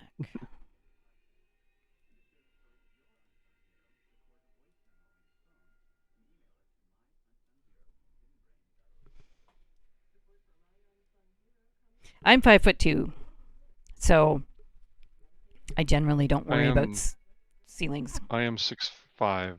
6'5". The ex-husband was 6'4".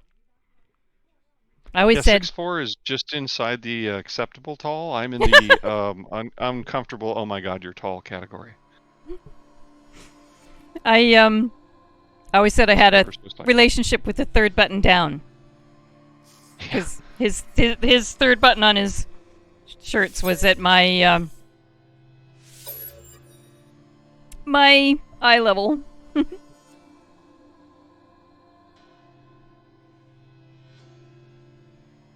Tusken Raiders.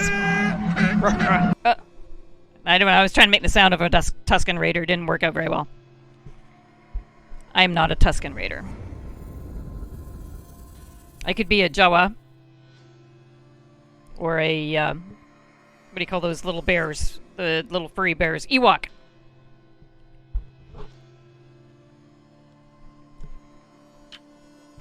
And that's the problem with being short, is that, say if I went to a Star Trek convention, pretty much the only species I could dress up as is a Ferengi. And as you may be aware, I am a woman. And if you know your Star Trek, do you know what Ferengi women wear? Well, Quark's mom wore clothes. Yes, she did. But I think she was the only one. Thanks, Wicked. Hi. Welcome. My game crashed. But we've been exploring Distant World tours.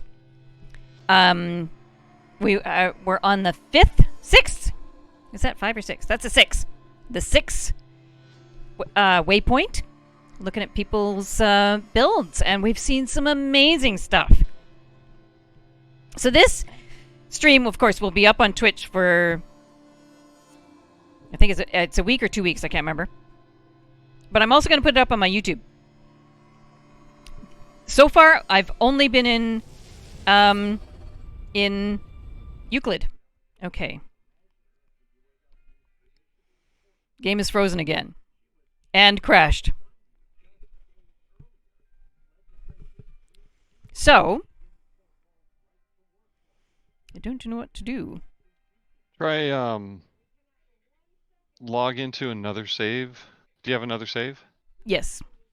Log into that and then let it like log you into the game and then log out and then log back into that one Okay. that's crashed. Give it a try. That sometimes can stabilize it. Okay. We'll definitely try that. There's a lot of like tap your foot twice, spin around, Well, we can all hold our breath when I do that too. kind of space magic, yeah. If you want to put in the URL again there, Tesseract, Oh, that sure. would be awesome for Thinks Wicked. There's 76 builders and dozens of systems and planets and a whole pile of stuff. And clog dance. Yes, clog dancing might help everybody. So everybody at home, stand up. Get your wooden shoes on. And that might work. This is my main save, where my character is, of course, purple.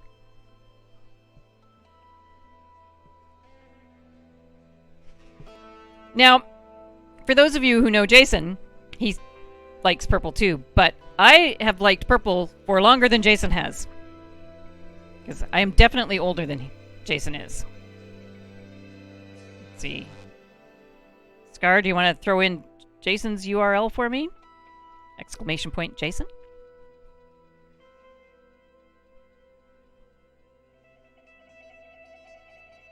Oh, I know. It's a really amazing game for exploration. And exploration is one of the things I love to do in games. When it comes to Minecraft, I like to explore. I can't wait to get wings on me and go around and explore and just see what's out there. And wings? Oh, and I like to loot. I do that a lot. Okay, where am I? This is my home base. Oh, you want to see my building?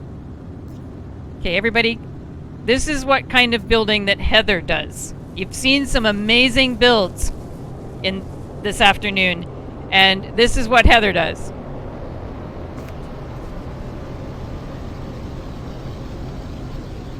Impressive, isn't it? Look at the skill and talent involved in this building. Yeah. So there you go. That's what Heather does. Hey, we all started somewhere. I mean, it wasn't that long ago that I was just doing like standard houses kind of thing. Okay, community. Let's go back to this one. Thank you, Shadow, for lying to me.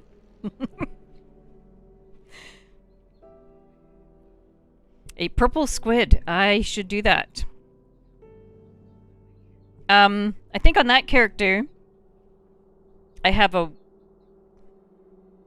white ship with silver trim. And you may notice from the name and the hair, I do have a thing for silver.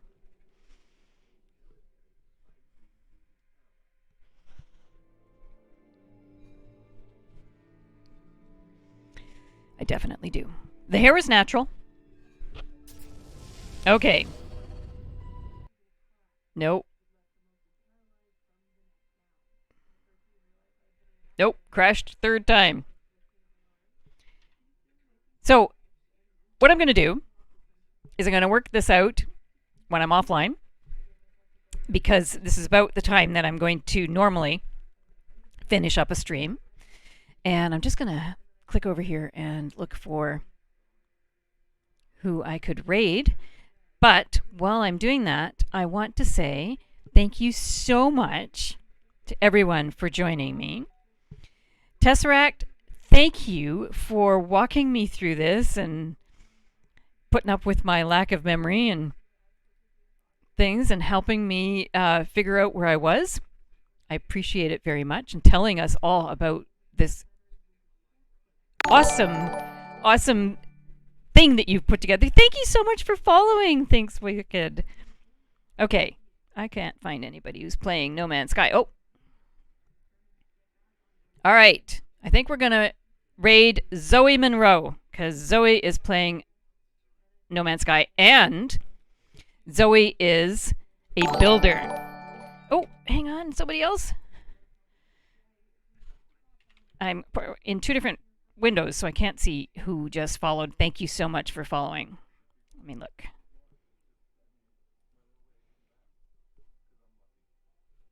How do I say your name? Afarix?